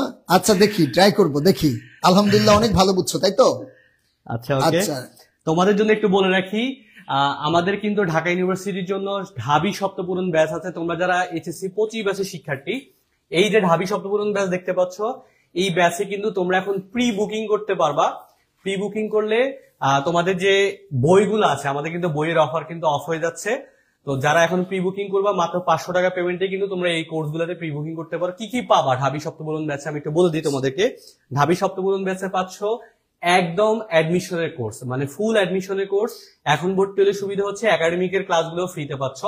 আর পাশাপাশি ফুল অ্যাডমিশনের প্রিপারেশনে তোমার হচ্ছে যতগুলো ক্লাস দরকার, যতগুলো এক্সাম দরকার, এরপরে যত ধরনের সাপোর্ট দরকার, মেন্টরিং দরকার, সবকিছু পাবা, সাথে বই পাবা। এই বইগুলো নিলে তোমার আলাদা করে কোনো বই কিনতে হবে না, এই বইগুলো সম্পূর্ণ বিনামূল্যে দেওয়া হবে। এবং এটা কিন্তু তোমরা যদি এখন বোর্ড পরীক্ষার আগে যদি তোমরা হচ্ছে প্রি বুকিং করে রাখো, তাহলে কিন্তু এটা পসিবল। যদি প্রি বুকিং করো, মাত্র 500 টাকা পেমেন্টে প্রি বুকিং করা যাবে। তারপর যে বাকি যে পেমেন্টটা থাকবে, আমাদের ফুল কোর্স পেমেন্ট 3000। এই 3000 টাকার মধ্যে তোমার ক্লাস, এক্সাম, ওয়েবসাইট ফ্যাসিলিটিস, এরপর একদম ঢাবি থেকে শুরু করে জাহাঙ্গীরনগর, রাজশাহী, চট্টগ্রাম, গুচ্ছ সকল ইউনিভার্সিটি প্রিপারেশন একটা কোর্সের মধ্যেই তোমার কমপ্লিট হয়ে যাচ্ছে। এরপরে তুমি এই বইগুলোর সাথে পাচ্ছ। আর এই বইগুলা তুমি যদি ইন্ডিভিজুয়ালি নিতে চাও, তারপরও কিন্তু দেখা যাবে যে তোমার 2000 টাকার উপরে পেমেন্ট চলে আসতেছে। তো সেই জায়গাটায় তুমি বই পাচ্ছ, টি শার্ট পাচ্ছ, এন্ড ফাইনালি আমাদের কোর্সটা পাচ্ছ। এখন 500 টাকা দিয়ে প্রি বুকিং করতে পারবা। 500 টাকা দিয়ে প্রি বুকিং করলে যেটা সুবিধা, কোর্সের পেমেন্টটা আর বাড়বে না, তোমার 2999 টাকাই থাকবে।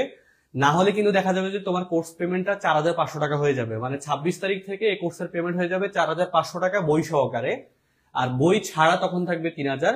তো তুমি কেন বইটা মিস করবে? এতগুলা ভালো ভালো বই, যে বইগুলা তোমার অ্যাডমিশনে অফলাইনের জন্য লাগবে, এবং তুমি এই বইগুলা পড়েই তোমার অ্যাডমিশনের যাত্রাটা কমপ্লিট করতে পারবে, আলাদা করে বই কিনতে হচ্ছে না। তো তার মানে এই প্রি বুকিং এর অফারটা তোমার জন্য একদম ভ্যালিড, বা তোমার জন্য আসলে ইউজ করাটা খুবই যুক্তিযুক্ত হয়ে যাচ্ছে। তাই দেরি না করে তোমরা প্রি বুকিং করতে পারবো। প্রি বুকিং করতে গেলে কি করতে হবে, আমি একটু নাম্বার দেখে দিই।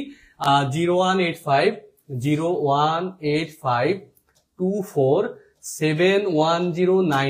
এই নাম্বারটায় তোমরা বিকাশ কিংবা নগদে সেন্ড মানি করবা 500 টাকা। 500 টাকা সেন্ড মানি করে সেম নাম্বারে হোয়াটসঅ্যাপে তুমি মেসেজ দিবা তোমার নাম, তোমার বিকাশ অ্যাকাউন্টের নাম্বার, এবং তোমার হচ্ছে প্রি বুকিং করছো কোন ইউনিটের কোর্স, আমাদের ক ইউনিটের কোর্সের জন্য, না খ ইউনিটের কোর্সের জন্য, না গ ইউনিটের কোর্সের জন্য, সেটা একটু লিখে দিবা। লিখে দিলে কিন্তু তোমার প্রি বুকিংটা কনফার্ম করে দিব আমরা, তোমাকে একটা গ্রুপে অ্যাড করে দিব। এন্ড তুমি অ্যাডমিশন, তোমার যতদিন না হচ্ছে বোর্ড পরীক্ষা শেষ হয় এবং আমাদের মূল অ্যাডমিশনের ক্লাস শুরু হয়, ততদিনের মধ্যে তুমি চাইলে তখন বাকি পেমেন্টটা কমপ্লিট করে ফেলতে পারবা। ঠিক আছে? তো এটা আমাদের জন্য এটা তোমাদের জন্য আমাদের পক্ষ থেকে একটা অপরচুনিটি। এখন আপাতত প্রি বুকিং করে রাখা এবং আমাদের সাথে যুক্ত হয়ে যাও। এখন প্রি বুকিং করে সুবিধা কি বললাম, একাডেমিকের ক্লাসগুলো, বাংলা ইংরেজি আইসিটির ফুল ডিটেল কোর্সও কিন্তু তোমরা এখন করতে পারতেছো। তো 26 তারিখের আগে অবশ্যই এটা করতে হবে। 26 তারিখের পরে কিন্তু প্রি বুকিং এর অফারটা থাকবে না, বা তখন কিন্তু তোমরা এই বই সহকারে 3000 টাকায় ভর্তির অফারটা থাকবে না, তখন কিন্তু 4500 টাকা ভর্তি দিতে হবে 26 তারিখ থেকে। তো 25 তারিখের মধ্যে ভর্তি কমপ্লিট করে ফেলো, প্রি বুকিং কমপ্লিট করে ফেলো, এবং তোমার অ্যাডমিশনের জার্নি হোক ডিউরিমাসের সাথে, ডিউরিমাসের অভিজ্ঞ টিচারদের সাথে। এবং আমাদের এখান থেকে বিগত বছরে কিন্তু চমৎকার ফলাফল এসেছে। ইনশাল্লাহ এবছর আমরা চাই তোমাদেরকে নিয়ে ঢাকা বিশ্ববিদ্যালয়তে দিতে, তোমাদের ঢাকা বিশ্ববিদ্যালয়ের স্বপ্ন পূরণ করতে। তো সবাই ভালো থাকো। 26 ব্যাচ, 26-এর এসএসসি এক্সাম দিয়ে তারপর 26-এর জন্য আমাদের কিন্তু অলরেডি তোমাদের ইংলিশ, আইসিটি, হিসাব বিজ্ঞান এই সাবজেক্ট গুলোর জন্য কিন্তু স্পেশাল কোর্স আসতেছে। তোমাদের আনিস স্যারের, পারভেজ গাজী স্যারের ইংলিশের কোর্স আসতেছে। তো একটু ওয়েট করো, আজকালকের মধ্যেই তোমরা এই কোর্স গুলার ব্যাপারে ডিটেলস জানতে পারবা। এবং চমৎকার একটা জিনিস আমরা চালু করবো তোমাদের জন্য ইনশাআল্লাহ। তোমার ইংলিশের দুর্বলতা আই হোপ থাকবে না, এবং তুমি একটা ভালো লেভেলের প্রিপারেশন নিয়ে ঢাকা বিশ্ববিদ্যালয়ের অ্যাডমিশন টেস্টে তুমি জয়েন করবা, বিকজ ইংলিশে কিন্তু তোমাকে একটা ভালো মার্কস লাগবে তোমার ঢাকা বিশ্ববিদ্যালয়ে চান্স পেতে গেলে। ঠিক আছে? তো 26 ব্যাচের জন্য কিন্তু তোমাদের জন্য অগ্রিম শুভকামনা। তো সবাই ভালো থাকো, দেখা হচ্ছে। আল্লাহ হাফেজ, আসসালামু আলাইকুম।